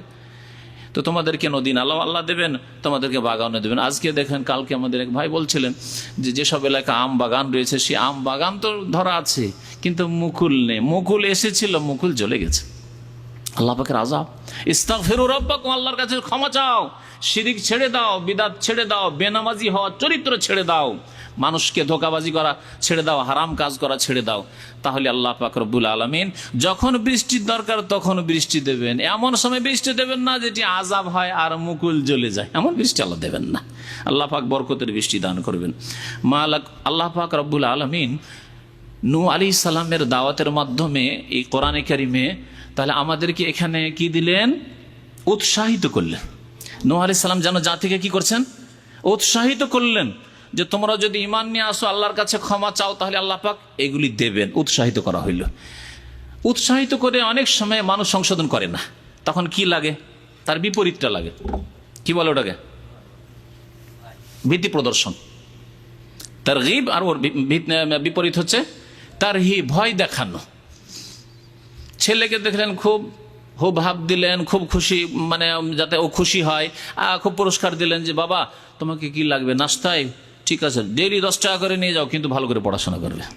ডেইলি 10 টাকা করে, 10 টাকা আর কি লাগবে? আরো বেশি লাগবে? ভালো কাপড় লাগবে? ঠিক আছে, তোমাকে এই দিচ্ছি। আর কি লাগবে? ঘড়ি লাগবে? ঘড়ি দিচ্ছি। আজকাল এক শ্রেণীর লোকেরা 10 বছর 12 বছরের ছেলে কি লাগবে? মোবাইল লাগবে? দিল মোবাইল। মেয়ে সাবালিকা হয়ে উঠেছে, এখনো কিছু বুঝে না যে কোনখানে কোন বিপদ আসে না আসে, মোবাইল হাতে ধরিয়ে দিল, মনে করছে এগুলি দিলে আমার ছেলে মেয়ে ভালো পড়াশোনা করবে। না, সতর্ক, কোনটা দিলে লাভ হবে আর ক্ষতি হবে আপনাকে একজন অভিভাবক হিসাবে চিন্তা করতে হবে। উৎসাহিত করলেন, কাজ হলো না, এখন কি করবেন? ধমক দেওয়া শুরু করবেন। না পড়লে তোর বাড়িতে এক দানা নেই, তোর জন্য তোর ভাত নেই বাড়িতে, হ্যাঁ, বাড়ি থেকে বেরিয়ে যা তুই, বলবেন না?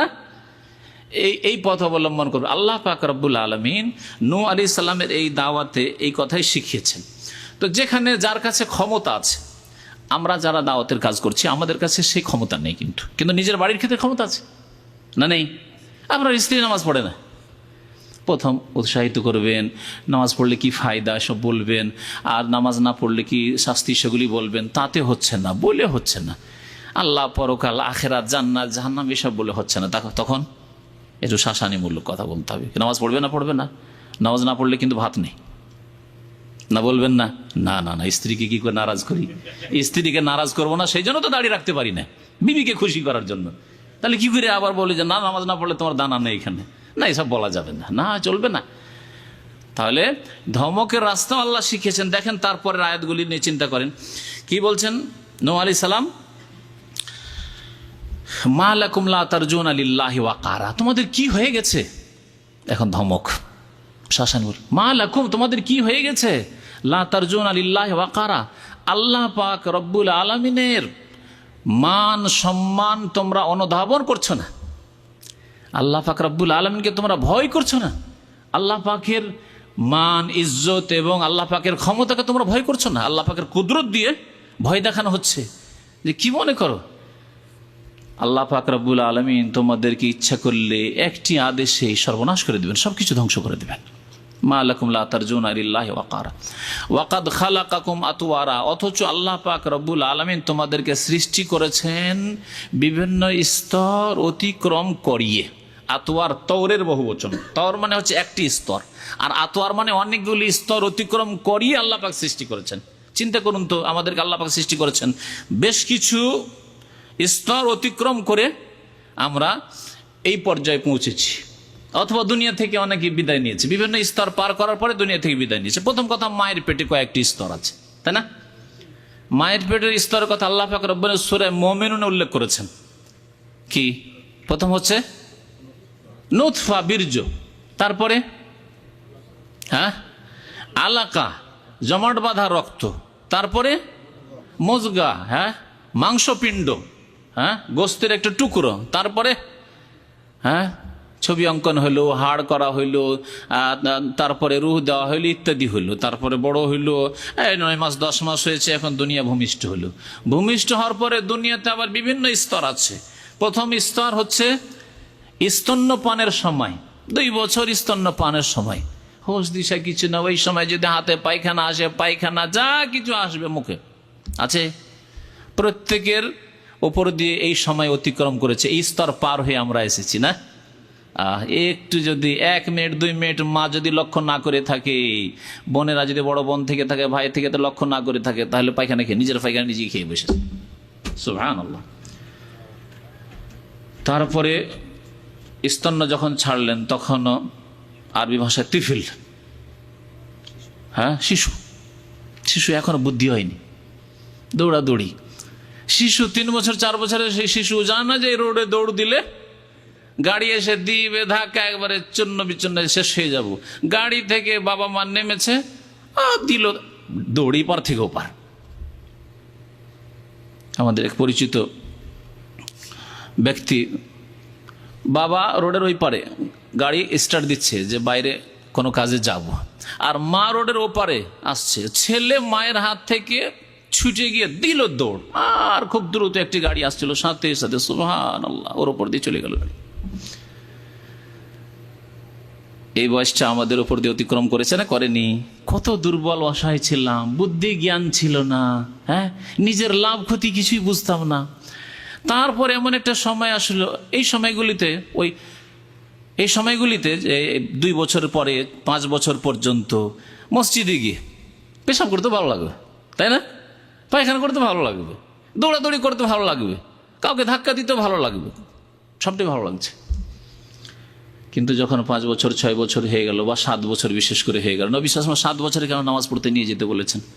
ছেলেদেরকে 7 বছর নামাজ পড়ার কথা বলেছেন, কারণ 7 বছর আগে সাধারণত হয়তো অনেক ছেলে হয়তো 5 বছর 6 বছরে তার হিতাহিত জ্ঞান সামান্য চলে আসে, যে কোনটা ভালো কোনটা মন্দ সামান্য, এটা করা যাবে করা যাবে না, খারাপ মনে করবে লোকেরা, কিছু হয়তো বুঝতে শিখে। কিন্তু 7 বছর মোটামুটি শিখে, যখন মসজিদে গেলে কেমন হয়ে বসতে হবে শিখাইলে মনে রাখতে পারবে। 3 বছর 4 বছরের ছেলেকে শেখান, 1 মিনিট মনে থাকবে না যে বাবা এটা কাজ করতে হয় না, এইটা করো, বসিয়ে দিলেন, আধা মিনিট হবে না আবার দুষ্টামি করছে, কিছু বুঝে নাও, মনে থাকে না, তার ব্রেন ফিরে এসেছে, তারপর মনে থাকে না। চিন্তা করেছেন আপনি? কিন্তু 7 বছর যখন হয়ে গেছে বললে মনে থাকে, যে না নামাজ পড়লে ধীর স্থির হবে, নামাজ পড়তে খবরদার এখানে বসে থাকবে, এদিক ওদিক দৌড়াদৌড়ি করবে না, কিন্তু বোঝে, পেশাব পায়খানা করবে না, যদি প্রয়োজন হয় বলবে আমাকে। যে মসজিদে নিয়ে গেছেন 7 বছর 8 বছরের ছেলে, তোমাকে যদি পেশাব পায়খানা লাগে বলবে আমাকে, বলে দিলে মনে থাকবে। কিন্তু 4 বছরের ছেলে 3 বছরের ছেলে মনে থাকবে না, ও দিবে। সুবহানাল্লাহ। এই স্তর পার হইল, তারপরে আসলো শাবাব, জওয়ানি, যৌবন কাল আসলো। যৌবন কালের অবস্থা আলাদা। যৌবন কালের আবার প্রথম 13 বছর 14 বছর এখন যৌবন আসছে, যৌবন এসেছে, কিন্তু বুঝে না যে যৌবনকে কোন ধারায় নিয়ে যেতে, বুঝে না। কিন্তু এই সময় যদি পদস্খলন ঘটে, বাবা মার যদি দিক নির্দেশনা না থাকে, বাবা মা যদি খেয়াল না রাখে আমার ছেলে কি করে, আমার মেয়ে কি করে, তাহলে এই সময় বেশি গড়বড় হওয়ার আশঙ্কা আছে। কথা ঠিক নয়? যার চরিত্র খারাপ হয়ে গেছে, 14 বছর 15 বছর 16 বছর 18 বছরে বরবাদ হয়ে গেছে, জীবন বেকার হয়ে গেছে। কিন্তু এই সময়টা যদি কেটে যায়, তারপরে 20-22 বছর 24 বছর 25 বছর বয়সে, তখনও যৌবন আছে, সাধারণত পদস্খলন খুব কম ঘটে। গুমরাহির দিকে, পথভ্রষ্টের দিকে, চরিত্র নষ্ট হওয়ার দিকে খুব কম যায় মানুষ। অল্প কিছু লোক যেতে পারে, কিন্তু অধিকাংশ যদি এই সময়টা ঠিক থেকে থাকে, 13-14 থেকে নিয়ে 20-22 পর্যন্ত ঠিক থেকে থাকে, তাহলে আর 25 বছর পরে এরকম আশঙ্কা নেই, যদিও যৌবন আছে। তারপরে গেল 40 আসলো, 40 যখন চলে আসলো, এখন জ্ঞান পাকা হয়েছে। আল্লাহ বলছেন হাত্তা ইযা বালাগা আশুদ্দ বালাগা 40 সানা। এখন ফুল যেটা শারীরিক এবং মানসিক আর চিন্তা গবেষণা ইত্যাদি সব দিক দিয়ে জ্ঞান পাকা হয়েছে। অবালাগা 40 সানা, 40 বছর আল্লাহ বলেই দিয়েছেন। এখন 40 বছর পরে এখন যাচ্ছেন কোন দিকে? ভাটি দিকে, দুর্বলতার দিকে যাচ্ছে। তারপরে কিছুদিন 40 থেকে 50 চললো, পাকা জ্ঞানের মধ্যেই থাকলেন, আর মোটামুটি শরীর হয়তো, আর রোগ যদি না থাকে শারীরিক, তাহলে মোটামুটি ভালোই আছেন। 50-এর পরে এখন শেখ, মানে বৃদ্ধ হইতে লেগেছেন। এলেমের শেখ না, বয়সের শেখ হইতে লেগেছেন, তাই না? কতগুলি স্তর পার করে এসেছেন। ওয়াকাদ খালাকাকুম আতওয়ারা, 50, 60, 70, এখন 70, 75 হয়ে গেছে, চলতে পারছেন না, বাঁকা হয়ে গেছেন, লাঠি না ধরলে চলা যায় না, ওঠা যায় না, নামাজ পড়তে পারেন না, দাঁড়িয়ে বসে শুয়ে বিছানা ইত্যাদি, এমন অবস্থায় চলে গেলেন, আর কোনো হুঁশ থাকে না। 1 ঘন্টা পর পর যদি খেতে না দেয় তো কাঁদতে শুরু করেন ভেড়ার মতো, ঠিক না? আল্লাহু আকবার। এমন বৃদ্ধ মানুষকে দেখেছি 80 বছর 85 বছর বয়সে, যে ছোট ছেলে 3 বছর 4 বছরের ছেলে যেমন কান্না, খাবার দিতে দুধ দিতে 5 মিনিট কেন 1 মিনিট দেরি হলে যেমন কান্না শুরু করে, ওই রকম কান্না শুরু করছে। দেখেছেন এরকম লোক? জি। ওয়াকাদ খালাকাকুম আতওয়ারা, আল্লাহ পাক তোমাদেরকে বিভিন্ন পর্যায়ে অতিক্রম করিয়েছেন, তোমাদেরকে সৃষ্টি করেছেন বিভিন্ন বা নানান স্তর অতিক্রম করিয়ে। আল্লাহ পাক তোমাদেরকে সৃষ্টি করলেন, তোমাদেরকে এগুলি কেউ দান করেনি, তারপরে আল্লাহ পাক রব্বুল আলামিনকে তোমরা ভয় করো না, আল্লাহ পাকের মান মর্যাদার খেয়াল রাখো না, আল্লাহ পাকের প্রতি ঈমান নিয়ে আসো না। আলাম তারাও, আরো দেখো, তোমাদের সৃষ্টির চাইতেও বিশাল সৃষ্টি আল্লাহ সৃষ্টি করেছেন। আলাম তারাও কাইফা খালাকাল্লাহু সাবআ সামাওয়াতিন তিবাকা, তোমরা কি দেখো না, কাইফা খালাকাল্লাহু সাবআ সামাওয়াতিন তিবাকা, কেমন করে আল্লাহ পাক রব্বুল আলামিন, বা কিভাবে আল্লাহ পাক রব্বুল আলামিন 7 আসমান সৃষ্টি করেছেন স্তরে স্তরে, 7 স্তরে, এক আসমানের পরে আরেক আসমান, এক আকাশের পরে আরেক আকাশ, আল্লাহ পাক 7 আকাশ তৈরি করেছেন। ওয়া জাআলাল কামারা ফীহিন্না নূরা, এবং এই আকাশগুলিতে আল্লাহ পাক রব্বুল আলামিন চাঁদকে আলো স্বরূপ সৃষ্টি করেছেন। চাঁদ আলো স্বরূপ, আলো দেখেন, চাঁদকে আল্লাহ পাক নূর বললেন, আলোতে তাপ হয় না, দেখেন চাঁদে তাপ নেই আছে। ওয়া জাআলা শামসা সিরাজা, এবং সূর্যকে আল্লাহ পাক রব্বুল আলামিন প্রদীপ স্বরূপ সৃষ্টি করলেন। আকাশের প্রদীপ, প্রদীপে কি হয়? তাপ হয়, আলো দেয় এবং তাপ হয়। দেখেন সূর্য দিনে আলোও দিচ্ছে আর তাতে তাপও আছে, আল্লাহ এই জন্য সিরাজ বলেছেন। ওয়াল্লাহু আম্বাতাকুম মিনাল আরদি নাবাতা, এবং আল্লাহ পাক রব্বুল আলামিন সর্বপ্রথম তোমাদেরকে মাটি থেকে সুন্দরভাবে উদ্গত করেছেন, মাটি থেকে উদ্গত করেছেন। জমিন থেকে যেমন গাছ বীজ থেকে গজিয়ে উঠে, কত নরম হয়ে গজিয়ে উঠে, আর তারপরে শক্তিশালী গাছ হয়, অনেক মোটা মোটা গাছ হচ্ছে, কিন্তু প্রথমে একেবারে কমজোর দুর্বল হয়ে গজিয়ে উঠেছিল। ঠিকই তেমনি তোমরা কি আল্লাহ পাক রব্বুল আলামিন মাটি থেকে গজিয়ে তুলেছেন। কখন? আদম আলাইহিস সালামের মাধ্যমে। আদম আলাইহিস সালামকে আল্লাহ পাক মাটি দিয়ে তৈরি করে ফেলে রেখেছেন, পড়েছিল। তারপর আল্লাহ পাক রব্বুল আলামিন আত্মা দিলেন, তখন উঠে বসলেন আদম আলাইহিস সালাম, মানুষ হইলেন, মানুষে বসলেন। তো আল্লাহ পাক রব্বুল আলামিন তাই বলছেন যে তোমাদেরকে আল্লাহ পাক, তোমাদের আসল হচ্ছে, মূল হচ্ছে যে তোমাদেরকে জমিন থেকে উদ্গত করেছেন। এবং আল্লাহ পাক রব্বুল মানব জাতির সৃষ্টিকে গাছগাছড়ার সাথে তুলনা করেছেন, গাছপালার সাথে তুলনা করেছেন। কেমন? গাছপালা যেমন কমজোর হয়ে গজিয়ে উঠে জন্মায়, তারপরে আবার শক্তিশালী হয়ে তারপর আবার কমজোর হয়ে যায়, শুকিয়ে যায়, মরে যায়, ঠিক তেমনি মানুষের অবস্থা। কমজোর ছেলে সবল হইলে, সবল হওয়ার পরে আবার যখন বার্ধক্য আসলো, কত কমজোর হয়ে গেল গাছের মতো, দুনিয়া থেকে আবার সাফ। বাড়িতে আম গাছ ছিল, পেয়ারার গাছ ছিল, শেষ, আবার নেই। ওই রকমই দাদা ছিল, দাদি ছিলেন, নানা ছিল, নানি ছিল, এই ছিল, বাবা ছিল, নেই কেউ, চলে গেছে দুনিয়া থেকে। ওয়াল্লাহু জাআলা লাকুমুল আরদা, তারপর কি বলছেন? সুম্মা ইউঈদুকুম ফিহা, জমিন থেকে আল্লাহ পাক তোমাদেরকে উদ্গত করলেন, তারপরে আবার কি করবেন? তোমাদেরকে ওই জমিনেই, মাটিতেই ফিরিয়ে দেবেন। আল্লাহ পাক অন্য আয়াতে বলেছেন সূরা তাহা, মিনহা খালাকনাকুম, তোমাদেরকে এই জমিন থেকে আমি সৃষ্টি করেছি, ওয়া ফিহা নুঈদুকুম, ওই জমিনে তোমাদেরকে আমি ফিরিয়ে দেব, ওয়া মিনহা নুখরিজুকুম তারাতান উখরা, এবং সেই জমিন থেকে তোমাদেরকে পুনরায় সৃষ্টি করব, নুখরিজুকুম বের করব। এই আয়াত সম্পর্কে আরেকটি কথা বলে দিই, আমাদের দেশের বিদাতি ধারণা বা বিদাতি আমল দূর করার জন্য। সেটা হচ্ছে যে আমাদের দেশের মানুষরা যখন ওই কবরে দাফন করে মাইয়েতকে আর মাটি দেয়, মাটি দেওয়ার সময় এই আয়াতটি পড়ে না? অনেকেই পড়ে না, কোনো হাদিসে নেই, কোনো হাদিসে মিনহা খালাকনাকুম, প্রথমবার দেবেন তখন মিনহা খালাকনাকুম, দ্বিতীয়বার দেবেন অফিহা নুঈদুকুম, আর তৃতীয়বার দেবেন অমিনহা নুখরিজুকুম তারাতান উখরা। এটি কোনো হাদিস দ্বারা সাব্যস্ত নয়, সুতরাং এই আমলটি বিদাত, এই কাজ করবেন না। বিসমিল্লাহ বলে মাটি দেবেন, বিসমিল্লাহ বলে মাটি দেবেন। সুম্মা ইউঈদুকুম ফিহা, অতঃপর তোমাদেরকে আল্লাহ পাক ফিরিয়ে দিবেন ওই জমিনে, মাটিতে, ওয়া ইউখরিজুকুম ইখরাজা, এবং পুনরায় তোমাদেরকে আল্লাহ পাক সুন্দর করে আবার সুন্দর মানুষ করে বের করবেন, আর কিয়ামতের মাঠে হাজির হইতে হবে বিচার দিবসে। আল্লাহ জাআলাকুমুল আরদা বিসাতা, আল্লাহ সম্পর্কে চিন্তা করো যে আল্লাহ পাক তোমাদের জন্য পৃথিবীকে বিছানা স্বরূপ সৃষ্টি করেছেন, সম্প্রসারিত করেছেন। বেসাত, বাসাত অ্যাবসত মানে বিছিয়ে দেওয়া বা সম্প্রসারিত করা, এই জন্য বিছানা বললেও চলে, আবার সম্প্রসারিত করা বললেও চলে। আল্লাহ পাক তোমাদের জন্য জমিনকে কি করেছেন? সম্প্রসারিত করেছেন। আল্লাহ পাক যদি জমিনকে সংকুচিত রেখে দিতেন, এইরকম বিছিয়ে দেওয়ার মতো না করতেন, সমতল না করতেন, বসবাসযোগ্য না করতেন, প্রথম কথা এই পাহাড়গুলি আল্লাহ যদি না দিতেন, তাহলে জমিন তো ভাসতেই থাকতো পানির ওপর, তাহলে বসবাসযোগ্য থাকতো না, বাড়িঘরও তৈরি করতে পারতাম না, ঘুমও আসতো না, ভূমিকম্প হইতেই থাকতো। আর যদি আল্লাহ পাক রব্বুল আলামিন জমিনকে প্রথম যেমন সৃষ্টি করেছিলেন সংকুচিত ছিল, এইরকম বিছানো ছিল না, যদি এরকম না করতেন তাহলে বসবাসযোগ্য হইতো না, জমিনে বসবাস করা যেত না। যেমন চাঁদে বসবাস করা যায় না, কোনো গ্রহে বসবাস করা যায় না, ঠিকই তেমনি আল্লাহ পাক জমিনকে যদি বসবাসযোগ্য না করতেন, বসবাসের অযোগ্য করতেন, তাহলে আমরা একদিনও বাঁচতে পারতাম না, ধ্বংস হয়ে যেতাম। তাই আল্লাহ পাক বলছেন যে আল্লাহ পাক তোমাদের জন্য জমিনকে বসবাসযোগ্য করেছেন বা সম্প্রসারিত করেছেন, বিছানা স্বরূপ করেছেন। লেতাসলুকু মিনহা সুবুলান ফিজাজা, যাতে করে সেই পৃথিবীতে জমিনে তোমরা প্রশস্ত রাস্তাগুলিতে চলাফেরা করতে পারো। প্রশস্ত রাস্তায় চলাফেরা করছেন, হাঁটছেন, আসছেন, যানবাহন চলছে, গাড়ি আসছে যাচ্ছে। আল্লাহ যদি না করতেন, 3.5 হাতের মানুষ 80 কেজি হয়তো আপনি চললেন, কিন্তু আপনার বাস, আপনার গাড়ি, আপনার উট, আপনার ভারী জিনিসগুলি যদি না চলাফেরা করতে পারতো, তাহলে কি অবস্থা হইতো? ধসে যেত সব।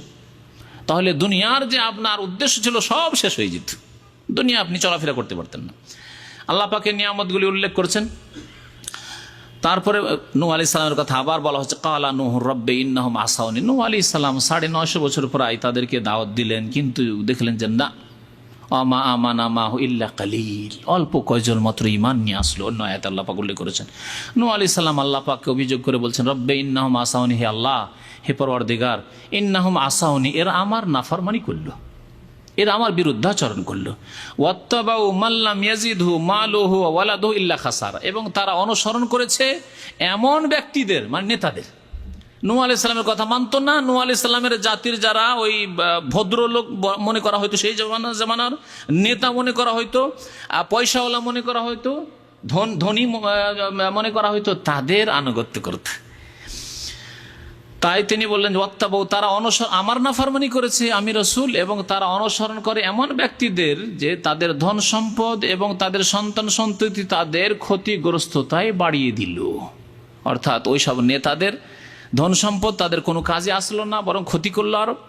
এবং ওই নেতাদের ছেলেরা রয়েছে, সন্তানরা রয়েছে, তারা তাদেরকে আরো পথভ্রষ্ট করলো। আল্লাহ যদি তাদের কথা না মেনে আমার কথা মানত, তাহলে তারা সার্বিক কল্যাণ হাসিল করতো, কিন্তু তারা আরো ক্ষতিগ্রস্ত হইল। ও মাকারু মাকরান কুব্বারা, তারা চরম ষড়যন্ত্র করেছে, জবরদস্ত। তারা কি করেছে? কুব্বারা বলা হয়েছে কবির থেকে।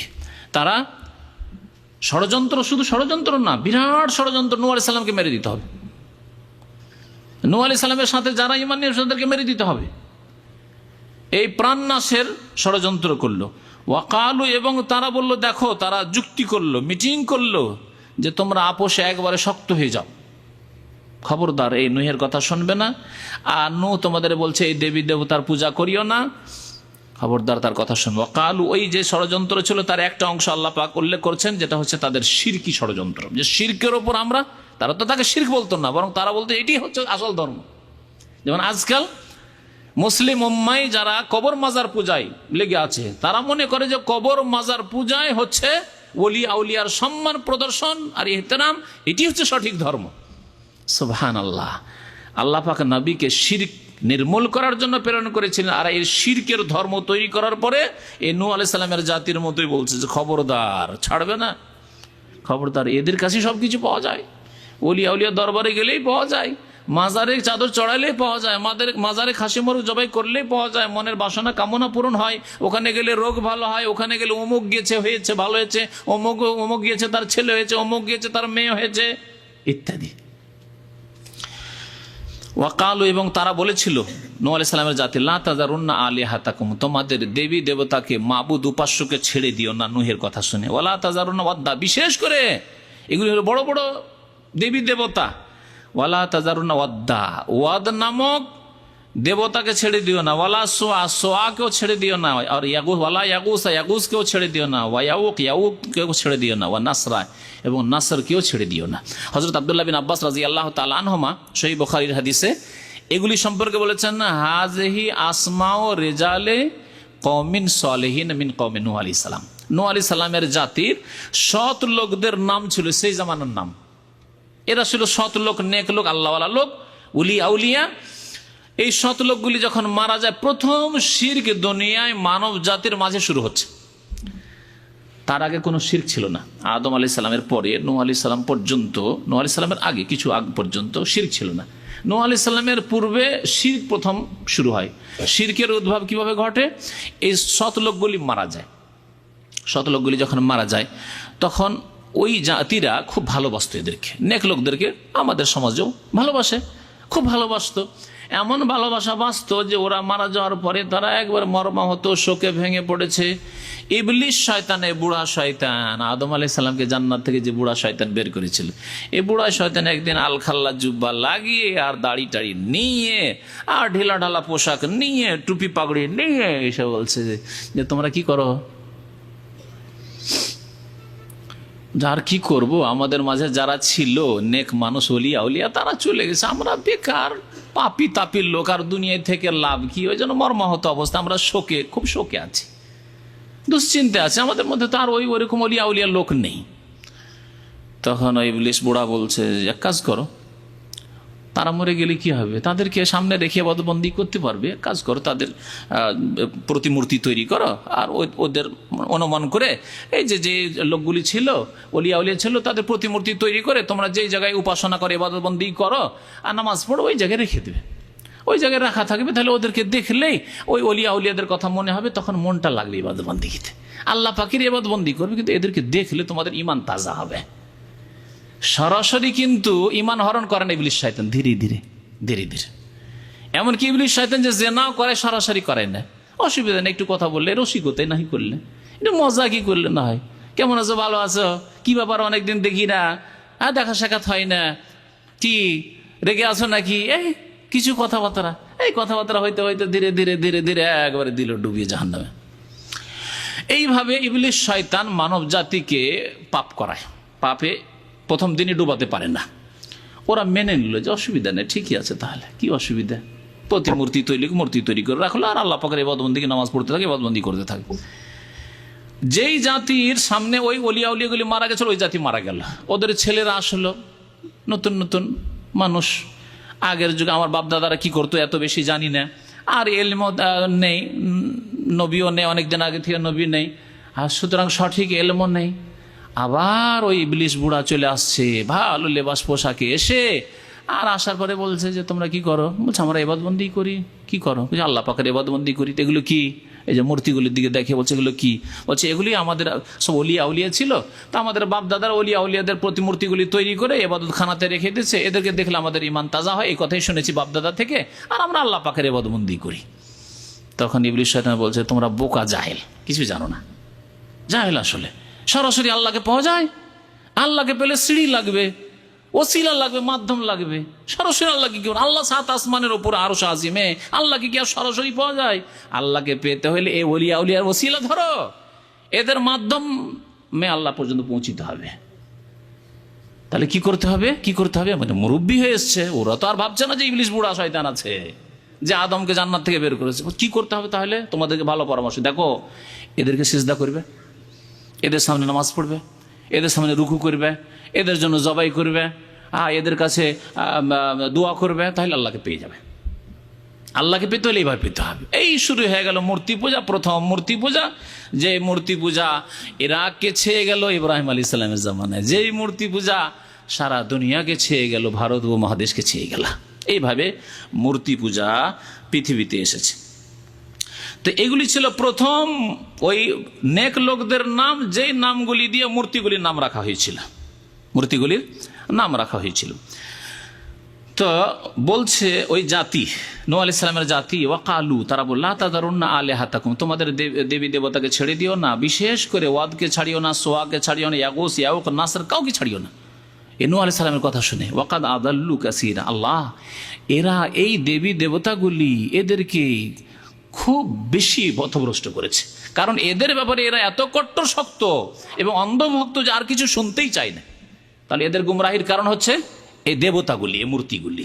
ওয়াকাদ আদাল্লু কাসীরা ওয়ালা তাজিদিজ জালিমিনা ইল্লা যালালা। আল্লাহ এখন বদদুয়া, আস্তে আস্তে বদদুয়া করা শুরু করলেন। 950 বছর হয়ে গেল, কতদিন আর বরদাস্ত হয়? এখন বদদুয়া, অভিশাপ দিচ্ছেন নূহ আলাইহিস সালাম, আল্লাহ তুমি জালেমদের গুমরাহি আরো বাড়িয়ে দাও। ওয়ালা তাজিদিজ জালিমিন, জালেমদের আল্লাহ বৃদ্ধি করিও না। কি বৃদ্ধি করো? ইল্লা যালালা, একমাত্র গুমরাহি বৃদ্ধি করো আল্লাহ। এই জালেমরা আর হেদায়েত হবে না। 950 বছর হয়ে গেল।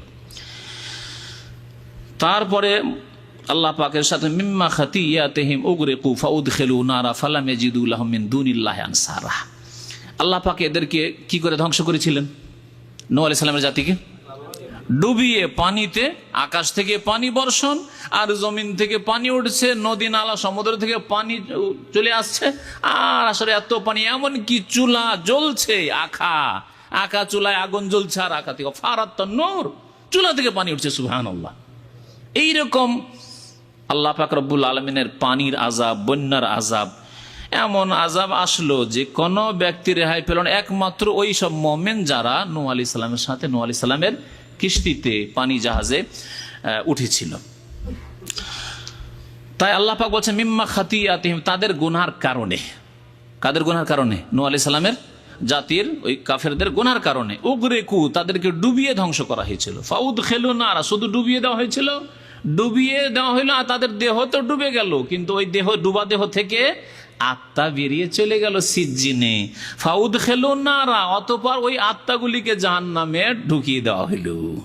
আল্লাহ বলছেন ফাউদখিলু নারা। আহলে সুন্নাত ওয়াল জামাত বলছেন যে কোরআনে কারীম দ্বারা কবরের আযাব প্রমাণিত তার একটি আয়াত হচ্ছে, মনে রাখবে, কারণ যারা আহলে কোরআন হাদিসকে অস্বীকার করে, এইরকম একটি কুফরি দল মুসলিম সমাজে বেরিয়েছে, তারা হাদিস স্বীকার করতে চায় না। ওরা বলে কোরআনে কোথায় আছে কবর আযাবের কথা, কোরআনে কোথায় আছে আযাবুল কবর বলে। এই যে দেখো, এখন ওই জাহান্নামে হাসরের পরে, বিচার দিবসের পরে যে জাহান্নাম হবে, সেই জাহান্নাম কি এসেছে? সেই জাহান্নাম তো হবে কখন? যখন দাঁড়ি পাল্লায় নেকি গুনাহ মাপা হয়ে যাবে, হাসর হবে, বিচার হবে, পুলসিরাত হবে, তারপরে না। কিন্তু আল্লাহ পাক এখানে কি বলছেন? তাদের গুনার কারণে ডুবিয়ে দেওয়া হলো এবং তাদেরকে ফাউদখিলু নারা, জাহান্নামের আগুনে তাদেরকে দাখিল করে দেওয়া হলো। তাহলে বোঝা গেল যে কবরের জীবনেও জাহান্নামের আগুন রয়েছে পাপিষ্ঠদের জন্য। এর নাম হচ্ছে আযাবুল কবর, কবরের আযাব।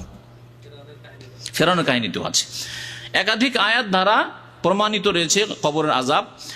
জরুরি নয় যে কবরের আযাব শব্দ দিয়ে আল্লাহ পাক উল্লেখ করবেন। আল্লাহ পাক রব্বুল আলামিন ঈমানের পরীক্ষা করছেন, যে আমি যে উল্লেখ করেছি আমার কথা মানছি কিনা, না অন্তরে বক্রতা রয়েছে যে কোরআন মানবো, হাদিস মানবো না, হাদিস মানবো না, তা নামাজ পড়বে কি করে, রোজা রাখবে কি করে, যাকাত দেবে কতটা। কোথাও কোরআনে কারীমে এভাবে আল্লাহ পাক রব্বুল বিস্তারিত উল্লেখ করেননি। ফাউদখিলু নারা ফালাম ইয়াজিদু লাহুম মিন দুনিল্লাহি আনসারা, সুতরাং তারা আল্লাহ পাক রব্বুল আলামিন ছাড়া আর কোনো সাহায্যকারী পেল না, কেউ তাদের সাহায্য করতে পারল না, ধ্বংস হয়ে গেল। ওয়াকালা নূহুন রব্বি লা তাযার আলাল আরদি মিনাল কাফিরিনা দে। এখানে নূহ আলাইহিস সালামের জাতি কাফেরদের উপর যে বদ্দুয়া, সেই বদ্দুয়া আল্লাহ পাক উল্লেখ করেছেন। নূহ আলাইহিস সালাম কি বলে দোয়া করলেন? রব্বে, হে রব, লা তাযার আল আরদ, এই পৃথিবীতে কাফেরদের কোনো ব্যক্তিকে ছেড়ে দিও না।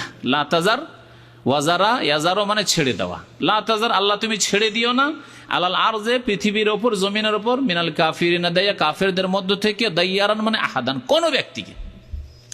কোন ব্যক্তিকে চলমান অবস্থায় দুনিয়াতে ছেড়ে দিও না, ধ্বংস করে দাও। কাদের মধ্য থেকে? কাফেরদের বলা হয়েছে। কেন এই দোয়া করলেন?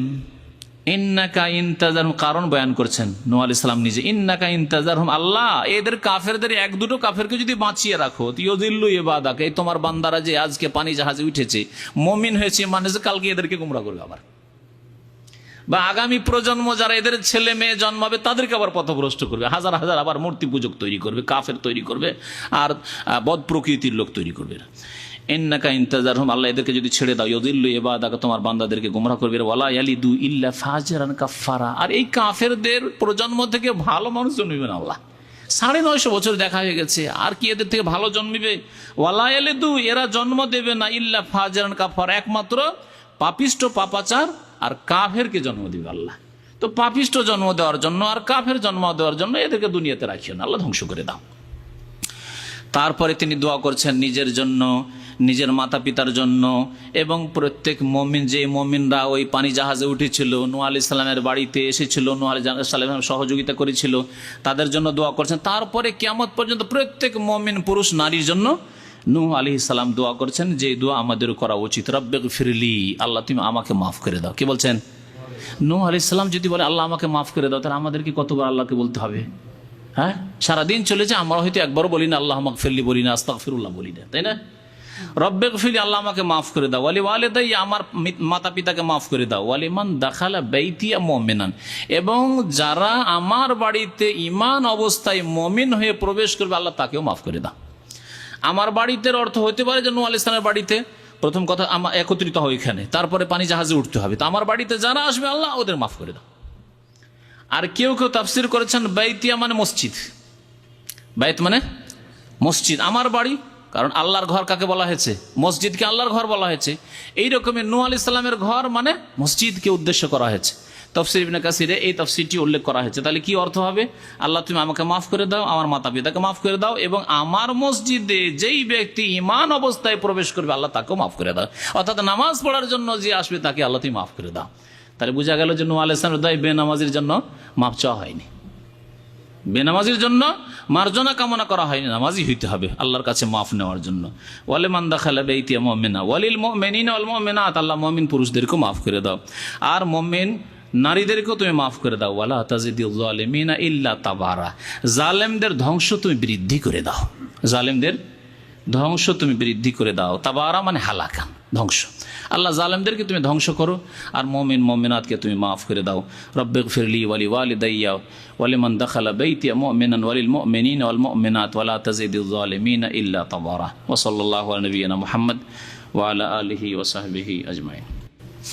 আল্লাহ পাক কোরআনে কারিমে সূরা আহজাবে বলেছেন, প্রশ্ন হচ্ছে যে রাসূলুল্লাহ সাল্লাল্লাহু আলাইহি ওয়াসাল্লামের 63 বছরই আমাদের আদর্শ, না রাসূলুল্লাহ সাল্লাল্লাহু আলাইহি ওয়াসাল্লামের নবী হওয়ার পর এই 23 বছর আদর্শ? আপনারা কি বলেন? বলেন। আল্লাহ পাক নবীকে আদর্শ করেছেন। হ্যাঁ, নবী যদি নবী না হতেন তো আমাদের জন্য আদর্শ হতেন কি? তাহলে যখন থেকে নবী হয়েছেন তখন থেকে তিনি আমাদের আদর্শ। যদিও নবী করিম সাল্লাল্লাহু আলাইহি ওয়াসাল্লাম সাধারণত কোনো পাপের কাছে যেতেন না, মেলায় যেতেন না, ওই পুজোর কাছে যেতেন না, তবে জাহেলি যুগে বাপদাদার তরিকায়, পূর্বপুরুষের তরিকায় কোনো কিছু হয়ে যেতে পারে, সেজন্য সেগুলি আমাদের আদর্শ নয়। অথবা তার কাছে তখন ওহী আসেনি, সুতরাং তিনি যেটাকে ভালো মনে করতেন সেটা হয়তো করেছেন, কিন্তু সেটা শরীয়ত নয়। নবী করিম সাল্লাল্লাহু আলাইহি ওয়াসাল্লাম সম্পর্কে আল্লাহ পাক কোরআনে কেন বলছেন, লাকাদ কানা লাকুম ফি রাসূলিল্লাহি উসওয়াতুন হাসানা, নিশ্চয় তোমাদের জন্য রাসূলুল্লাহর মাঝে, দেখেন শব্দ ভালো করে একটু চিন্তা করে দেখেন, কি বলেছেন? লাকাদ কানা লাকুম ফি রাসূলিল্লাহ, আল্লাহ রসুলের মাঝে কি রয়েছে? উসওয়াতুন হাসানা রয়েছে, উত্তম আদর্শ রয়েছে। তাহলে আমাদের জন্য উত্তম আদর্শ কে? রাসূলুল্লাহ। যদি নবী সাল্লাল্লাহু আলাইহি ওয়াসাল্লামের পুরো জীবন, ওই প্রথম বছর জন্ম হয়েছেন দুনিয়াতে যেদিন, সেই দিন থেকে শুরু করে 63 বছরই যদি আমাদের আদর্শ হতো, তাহলে আল্লাহ বলেন লাকাদ কানা লাকুম ফি মুহাম্মাদিন সাল্লাল্লাহু আলাইহি ওয়াসাল্লাম উসওয়াতুন হাসানা, বলতেন? বলেছেন না? বলেননি।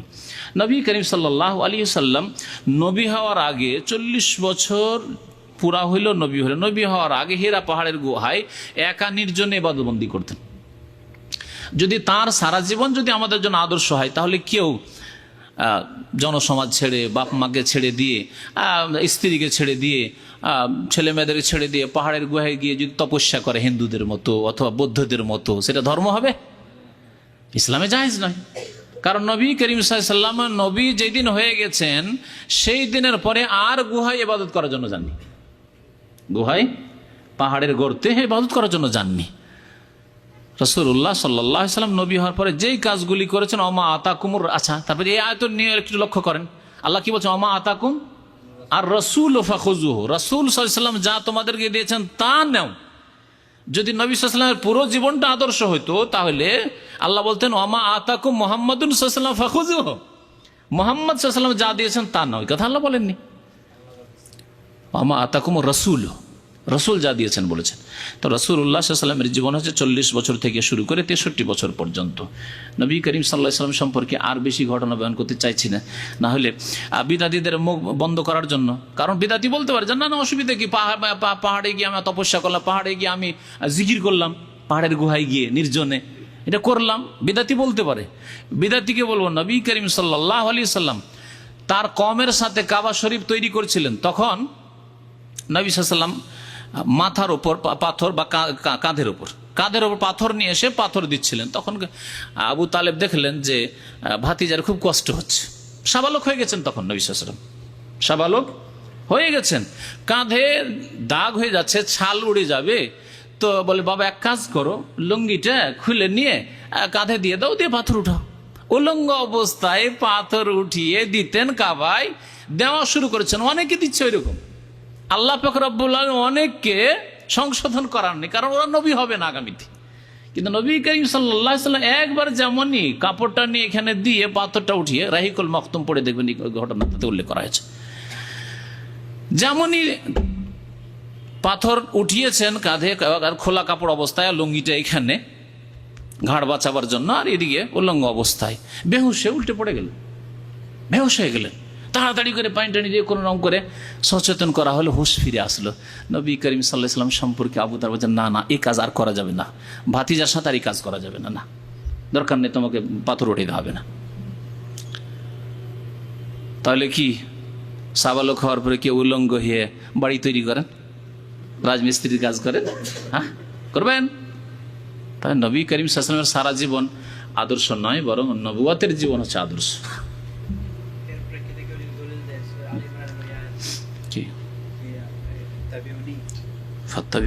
না আমার অনুসরণ কর মানে আমি রসুল অনুসরণ কর।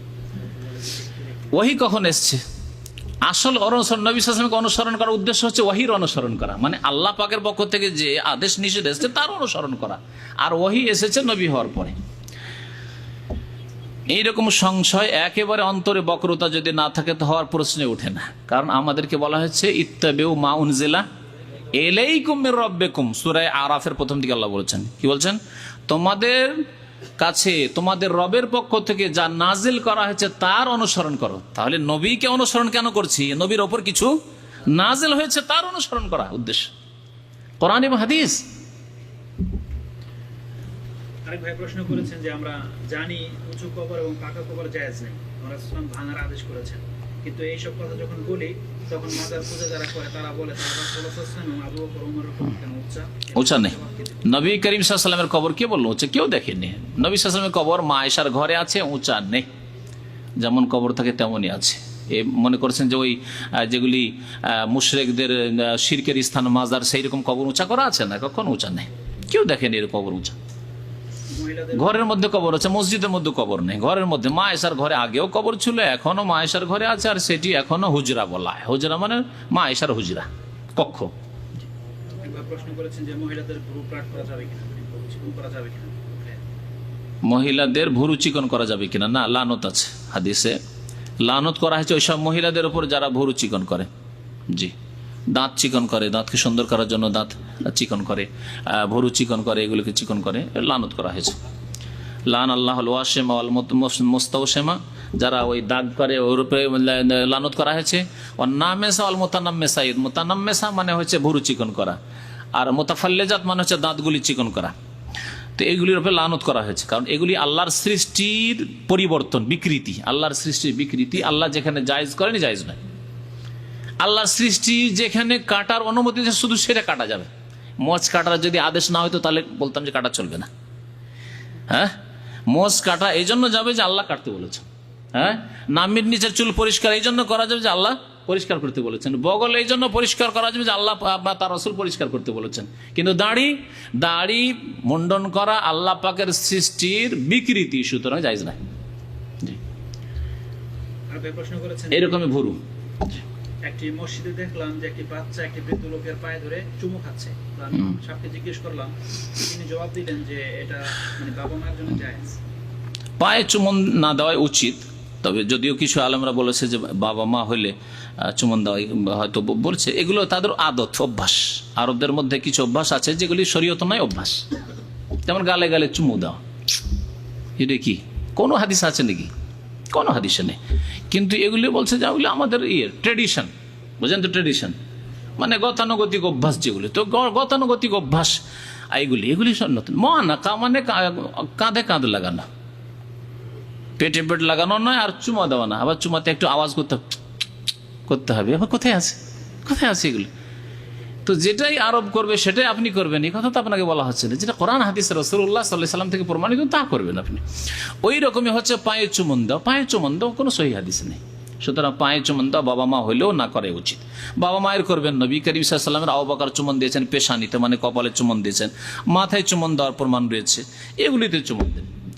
এর নিচে চুমন দেওয়া ধীরে ধীরে শিরক পর্যন্ত পৌঁছাতে পারে বা বাড়াবাড়িতে পৌঁছাতে পারে, সেই জন্য ওই রাস্তা বন্ধ করে দিতে হবে। হাতে চুমন দেওয়া আর তার নিচে আবার পায়ে চুমন দেওয়া, এগুলি শিরক পর্যন্ত পৌঁছাতে পারে, আর পৌঁছেও দিয়েছে। যারা এইসব কাজ করেছে তাদের অধিকাংশকে শিরকে শয়তান পৌঁছে দিয়েছে। প্রশ্ন করেছেন আল্লাহ তাআলাকে গালি দেওয়া মানে কি? আল্লাহকে গালি দেওয়া বিভিন্ন রকম হইতে পারে। আল্লাহকে গালি দেওয়া মানে যেমন বৃষ্টি হচ্ছে আর বৃষ্টির দরকার নেই, আল্লাহকে দেখতে পাই না নাকি? হ্যাঁ। তারপরে আপনার ভাগ্য খারাপ, কাজে আসলেন আর কাজ পাচ্ছেন না, অথবা খুব কষ্টে আছেন, আল্লাহ আমাকেই পেয়েছিল, বালা মুসিবত সব আমার ওপর, এগুলি আল্লাহকে গালমন্দ করা। আল্লাহ বাতাস ঝড় ইত্যাদি আসলে, হ্যাঁ, যুগকে সময়, আজকাল সময়কাল ভালো না, যুগ জামানা খুব খারাপ। আরে যুগ জামানার লোক খারাপ বলেন, যুগ জামানা আবার কিসের খারাপ? আমাদের দেশের লোকেরা কিন্তু বলে বাবা যুগ জামানা খুব খারাপ, তাড়াতাড়ি চলে আসিও, রাত করিও না। যুগ জামানা কথা, যুগের লোক খারাপ, চোর ডাকাত। যুগ জামানা কেন খারাপ? যুগ জামানা আল্লাহ সৃষ্টি করে, যুগ জামানা খারাপ নয়। যুগ জামানা যেমন আছে তেমনই, ওই 24 ঘন্টার রাত দিন। আরেকটা প্রশ্ন করেছেন যে রাসূলুল্লাহ সাল্লাল্লাহু আলাইহি ওয়াসাল্লাম কি হাসান হোসেনকে মুসিবতের সময় তাবিজ দিয়েছিলেন? রাসূলুল্লাহ সাল্লাল্লাহু আলাইহি ওয়াসাল্লাম হাসান হোসেনকে তাবিজ দেননি। হাদিস আছে ইউআউযু, মানে আল্লাহর আশ্রয়ে রাখতেন, মানে বলতেন ওইযুকুমা বিকালিমাতিল্লাহি তাম্মাতি মিন শাররি মা খালাক, আউযু বিকালিমাতিল্লাহি তাম্মাতি মিন শাররি মা খালাক, এই দোয়া পড়ে তাদেরকে আল্লাহর আশ্রয়ে রাখতেন। আল্লাহর আশ্রয়ে রাখাকে বলে আউয়াজা ইউআউযু তাউইজান বলে। বাংলা ভাষায় তাবিজ মানে তাবিজ বাঁধা, কিছু লটকা, তাবিজ করা। আর আরবি ভাষা আউয়াজা ইউআউযু আউযু বিল্লাহি মিনাশ শাইতানির, পড়ছেন না? কুল আউযু বিরাব্বিল ফালাক, মানে আল্লাহ তোমার আশ্রয় চাইছি বা আশ্রয় গ্রহণ করছি। আউযু বিল্লাহি মিনাশ শাইতানির রাজিম, মানে বিতাড়িত শয়তান থেকে আমি আল্লাহর পানাহ চাইছি বা শরণ চাইছি, আশ্রয় গ্রহণ করছি। এ হচ্ছে আউযু, আল্লাহর আশ্রয়ে রাখতেন, এই কথা বলা হয়েছে ওই হাদিসে। বুঝতে ভুল করেছেন হয়তো হাদিসটি। মাগরিবের নামাজ যদি কাজা হয়ে যায় তাহলে ইমামের পেছনে এশার নামাজের সাথে কিভাবে সমন্বয় করে পড়বে? আগে পড়েন না পরে পড়েন? মাগরিবের নামাজ কাজা হলে এশার সাথে কেমনে পড়বো? জি, আমি বলি এই ক্ষেত্রে তরতিবের খেলাপ করা যাবে। যদি জামাত শুরু হয়ে গিয়ে থাকে কিন্তু এশা পড়ে নেন, আর এশা পড়ার পরে মাগরিব পড়ে নেন। জি, এটাই করেন, ঝামেলা শেষ। আর কিছু লোকেরা বলছে তরতিব সবসময় এই সময় যদি তরতিব খেয়াল রাখা হয় তাহলে 3 রাকাত পড়ে আপনাকে বিরোধিতা করে বসে যেতে হয়। ইমাম দাঁড়াইলো, আপনি বিরোধিতা করে বসে যান। এখন বসে গিয়ে সালাম ফিরবেন না, আবার অপেক্ষায় থাকবেন, 2টি মত আরও আছে। তো ওই সব ঝামেলায় না গিয়ে, আর এগুলি কোনো হাদিস দ্বারা প্রমাণিত নাই। সুতরাং তরতিব, এই ক্ষেত্রে তরতিব মানে পর্যায়ক্রম বজায় রাখতে পারলেন না, মাগরিব আগে পড়তে হইতো, তারপরে এশা, না এশা আগে পড়ে নেন, জামাত শুরু হয়ে গেছে, আর তারপরে জামাত শেষে মাগরিব পড়ে নেন, অসুবিধা নেই। একবার প্রশ্ন করেছে যে আমাদের দেশে আযান এবং ইকামত দুইবার করে হয়, এখানে একবার, কোনটা ঠিক? আজান একামত একরাও হাদিস আছে আর দৌড়াও হাদিস আছে, মানে ডবল আছে হাদিসে। তবে একরা একামত বেলাল রাদিয়াল্লাহু তাআলা আনহুর হাদিসে আছে। আর বেলাল রাদিয়াল্লাহু তাআলা আনহু নবী সাল্লাল্লাহু আলাইহি ওয়াসাল্লামের কোনখানকার মুয়াজ্জিন ছিলেন? মদিনার মুয়াজ্জিন। মদিনায় নবী সাল্লাল্লাহু আলাইহি ওয়াসাল্লামের জামানায় কয় বছর ধরে বেলাল আজান দিয়েছেন? হ্যাঁ, মদিনা আসার পরে না? মদিনা এসে মসজিদ নববী তৈরি হলো, নবী সাল্লাল্লাহু তারপর কত বছর বাঁচলেন? 10 বছর। বেলাল রাদিয়াল্লাহু তাআলা 10 বছর আজান দিয়েছেন, একামত দিয়েছেন একরা, আল্লাহু আকবার আল্লাহু আকবার, শাহাদু আল্লা ইলাহা ইল্লাল্লাহ শাহাদু আন্না মুহাম্মাদুর রাসূলুল্লাহ, হাইয়া আলাস সালাহ হাইয়া আলাল ফালাহ, কাদ কামাতিস সালাত কাদ কামাতিস, আল্লাহু আকবার লা ইলাহা ইল্লাল্লাহ। বুঝা গেছে? আর মক্কায় আবু মাহজুরা যখন মক্কা বিজয় হলো, মক্কা বিজয় কোন সালে হইল? 8ম হিজরি। তার মানে তারপরে মাত্র 2 বছর নবী সাল্লাল্লাহু আলাইহি ওয়াসাল্লাম বাহায়াত থেকেছেন। আবু মাহজুরা ডবল দোহরা একামত দিয়েছেন, দোহরা একামত দিয়েছেন, যেটা হানাফি মাযহাবের লোকেরা আমল করে। হানাফি মাযহাবের লোকেরা মক্কার ওই 2 বছরের আমল তো নিয়েছে, কিন্তু নবী করিম সাল্লাল্লাহু আলাইহি ওয়াসাল্লামের খাস মুয়াজ্জিন বেলালে 10 বছরের একামত নেয়নি। বুঝা গেছে? আমরা বলি দুটোই নেন, তবে এলেম যদি থাকে যে দুটোই চলে তাহলে ঠিক আছে, আর যদি না জানা থাকে তো বেশি সহি যেটা সেটার উপর আমল করেন, সেটা হচ্ছে বেলাল রাদিয়াল্লাহু তাআলা ইকামতের উপর আমল করেন, একরা ইকামত। আর যদি কোনো মসজিদে যারা মুসাল্লিরা নামাজ পড়ে তারা জানে যে এখানে মাঝে মাঝে একরা হয়, মাঝে মাঝে দোহরা হয়, তো কোনো অসুবিধা নেই। মদিনা ইউনিভার্সিটিতে নিয়মিত একরা ইকামত হয়, কিন্তু মাঝে মাঝে ওই যেহেতু হাদিস সহি সেটাও মক্কার যে ডবল একামত, কখনো কখনো মদিনার ছেলে ছাত্ররা দোহরা একামতও দেয়, কোনো অসুবিধা নেই। কারণ এখানে যে আজান তো একই রকম আছে, তাতে তারজি আছে, তারজি করলেও চলে না করলেও চলে, তারজি আবু মাহজুরিতে আছে। ওই আজানের ঝামেলা যাওয়ার দরকার নেই, কারণ আজান দুটোই ঠিক আছে, অসুবিধা নেই। কিন্তু এই ক্ষেত্রে একামত একরা দেওয়া হচ্ছে বেশি সহি, তবে দুটোই সহি, কোনো জয়ীফ না। দোহরা একামত হানাফি মাযহাবে যেটা আছে সেটা জয়ীফ ভিত্তিহীন নয়, বরং সহি হাদিস আছে। কখনো কখনো ওইটা করেন, কখনো ওইটা করেন, অথবা বেলাল রাদিয়াল্লাহু তাআলা একামত একরা একামত সব করেন, এটা সবচেয়ে ভালো। মোজার মাসা, রাস্তাতে এক ভাই জিজ্ঞেস করছিলেন, মোজার মাসা করা কাপড়ের মোজা হইলেও আছে, জওরাব বলা হয় আরবি ভাষায়, জওরাব হাদিস আছে, আর খুফ চামড়ার মোজা হইলেও আছে। আমাদের দেশের আলেমরা ওই চামড়ার মোজা মানে, কিন্তু কাপড়ের মোজার মাসাকে মানতেই চায় না। ওই হাদিসগুলি আবু দাউদ বা সুনানের কিতাবে সহিহ হাদিস এগুলি মানে না। সেই হাদিসগুলিতে রাসূলুল্লাহ সাল্লাল্লাহু আলাইহি ওয়াসাল্লাম থেকে সাহাবায়ে কেরাম থেকে প্রমাণিত কাপড়ের মোজায় মাসা করা রয়েছে, কিন্তু তার শর্ত হচ্ছে যে উজু করা অবস্থায় পড়তে হবে, তাহারাত অবস্থায়, পবিত্র অবস্থায়, উজুর অবস্থায় পড়তে হবে। আর মুকিম যদি বাড়িতে থাকেন আপনি, তাহলে আপনি একদিন এক রাত পরে থাকতে পারবেন, মাসা করতে পারেন, একদিন এক রাত পরে আবার খুলে দিতে হবে, আবার উজু করে আবার পড়তে হবে। আর যদি সফরে হন তাহলে 3 দিন 3 রাত, এসব মাসলা মাসাইল জানার পরে আমল করেন, অসুবিধা নেই। লিখেছে যে আমাদের দেশে পরিবার থেকে কেউ মারা গেলে বাসায় 3 দিন পাক শাক হয় না, খাবার দেয়। আমাদের দেশে কোনো মানুষ মারা গেলে নিজের পরিবারে 3 দিন পাক শাক হয় না। পাক শাক যদি না করে জায়েজ আছে। শোক পালন করার অর্থ হচ্ছে যে ভালো কাপড় না পরা, শোক পালন করার অর্থ হচ্ছে যে চাকরিতে না যাওয়া, ব্যবসায় দোকানপাটে না যাওয়া, শোক পালন করার অর্থ হচ্ছে যে খাবার দাবার তৈরি না করা, এর মধ্যে শামিল। সুতরাং শোক পালনে 3 দিন শোক পালন করা জায়েজ আছে। 4 মাস 10 দিন শুধু স্ত্রী পালন করবে স্বামীর জন্য, বাকি যে কোনো মানুষ, আপনার বাবা মারা যাক, মা মারা যাক, স্ত্রী মারা যাক, আপনি স্বামী 3 দিনের বেশি চাকরি ছেড়ে বসে থাকবেন না, চাকরিতে যান। 3 দিনের বেশি দোকানপাট বন্ধ রাখবেন না, আপনি দোকানপাটে যান। 3 দিনের বেশি আপনি পাকশাক করবেন না, অথচ পাকিয়ে দেওয়ার কেউ নেই আপনাকে, নাই কাজ করবেন না, আপনি পাকশাক করেন। তবে 3 দিন আমি পাকশাক করবো না, শোক হয়েছে 3 দিন পাকশাক করবো না। কেউ খাবার দিলে ঠিক আছে, আর না হলে কিছু খেলাম না খেলাম, একটু পানি টানি খেয়ে থেকে গেলাম, শোক করা জায়েজ আছে। 3 দিনের পর আর জায়েজ নেই। 3 দিন আপনি আতর লাগাবেন না, শোক করা মানে আতর সুগন্ধি লাগাবো না, আমি ভালো ভালো লেবাস পরবো না, আমি কোনো রকম একটু পুরনো পরলাম, ঠিক আছে। 3 দিন পরে আর নয়, 3 দিন পরে আর নয়, এ হচ্ছে শোক করা। জি। আর মৃতের বাড়িতে খাবার পৌঁছানো এটি সুন্নত, পাড়া প্রতিবেশীর পক্ষ থেকে, আত্মীয় স্বজনদের পক্ষ থেকে মৃতের বাড়ি খাবার দিয়ে আসা, যে ওদের বাড়িতে পাকশাক হবে না 3 দিন আমরা খাবার দিই, এটি সুন্নত। নবী করিম সাল্লাল্লাহু আলাইহি সাল্লাম জাফরের ইন্তেকালের সময় জাফরের বাড়িতে খাবার দিতে বলেছিলেন। ইসলামিক জীবন বীমা হচ্ছে জুয়া, বীমা বা ইন্স্যুরেন্স হচ্ছে জুয়া, সুতরাং এই জুয়া থেকে বেঁচে থাকবেন। ইসলামী জীবন বীমা আমি বুঝি না কেন, ইসলামী গণতন্ত্র যেমন বুঝি না, ইসলাম আবার গণতন্ত্র কেমন করে হয়? ইসলামে সকলেই সমান কি করে হয়? আল্লাহ তো সমান করেনি। ওই রকম ইসলামী জীবন বীমা যে কেমন করে হয় এটা আমি বুঝি না। তবে যদি একটা ইন্স্যুরেন্স শুধু আছে, কোঅপারেটিভ, ব্যবসায়ী নয়, ব্যবসায়ী প্রতিষ্ঠান নয়। আজকাল যতগুলি ইন্স্যুরেন্স কোম্পানি আছে সবগুলি ব্যবসায়ী জুয়ার কারবার করছে, কিন্তু ওরা বলছে আমরা কোঅপারেটিভ, তাওনি, মিথ্যা। তাওনি নয়, কোঅপারেটিভ নয়।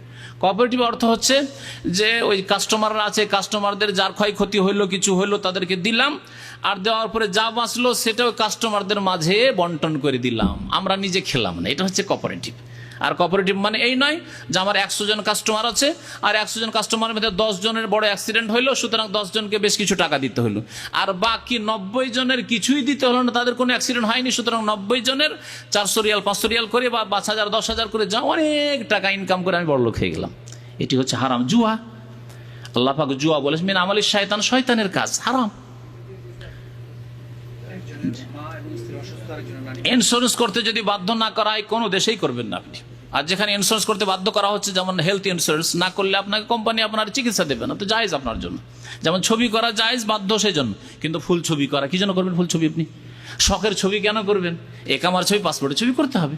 ঠিকই তেমনি আপনার স্বাস্থ্যের হেলথ ইন্স্যুরেন্স অথবা গাড়ির ইন্স্যুরেন্স, এই ধরনের ইন্স্যুরেন্স করবেন। লাইফ ইন্স্যুরেন্স না, লাইফ ইন্স্যুরেন্স করতে বলছেন আপনাকে কোম্পানি, কেন করবেন আপনি? যে কোনো দেশে ইসলামিক ইন্স্যুরেন্স হোক আর গায়ের ইসলামী হোক, যদি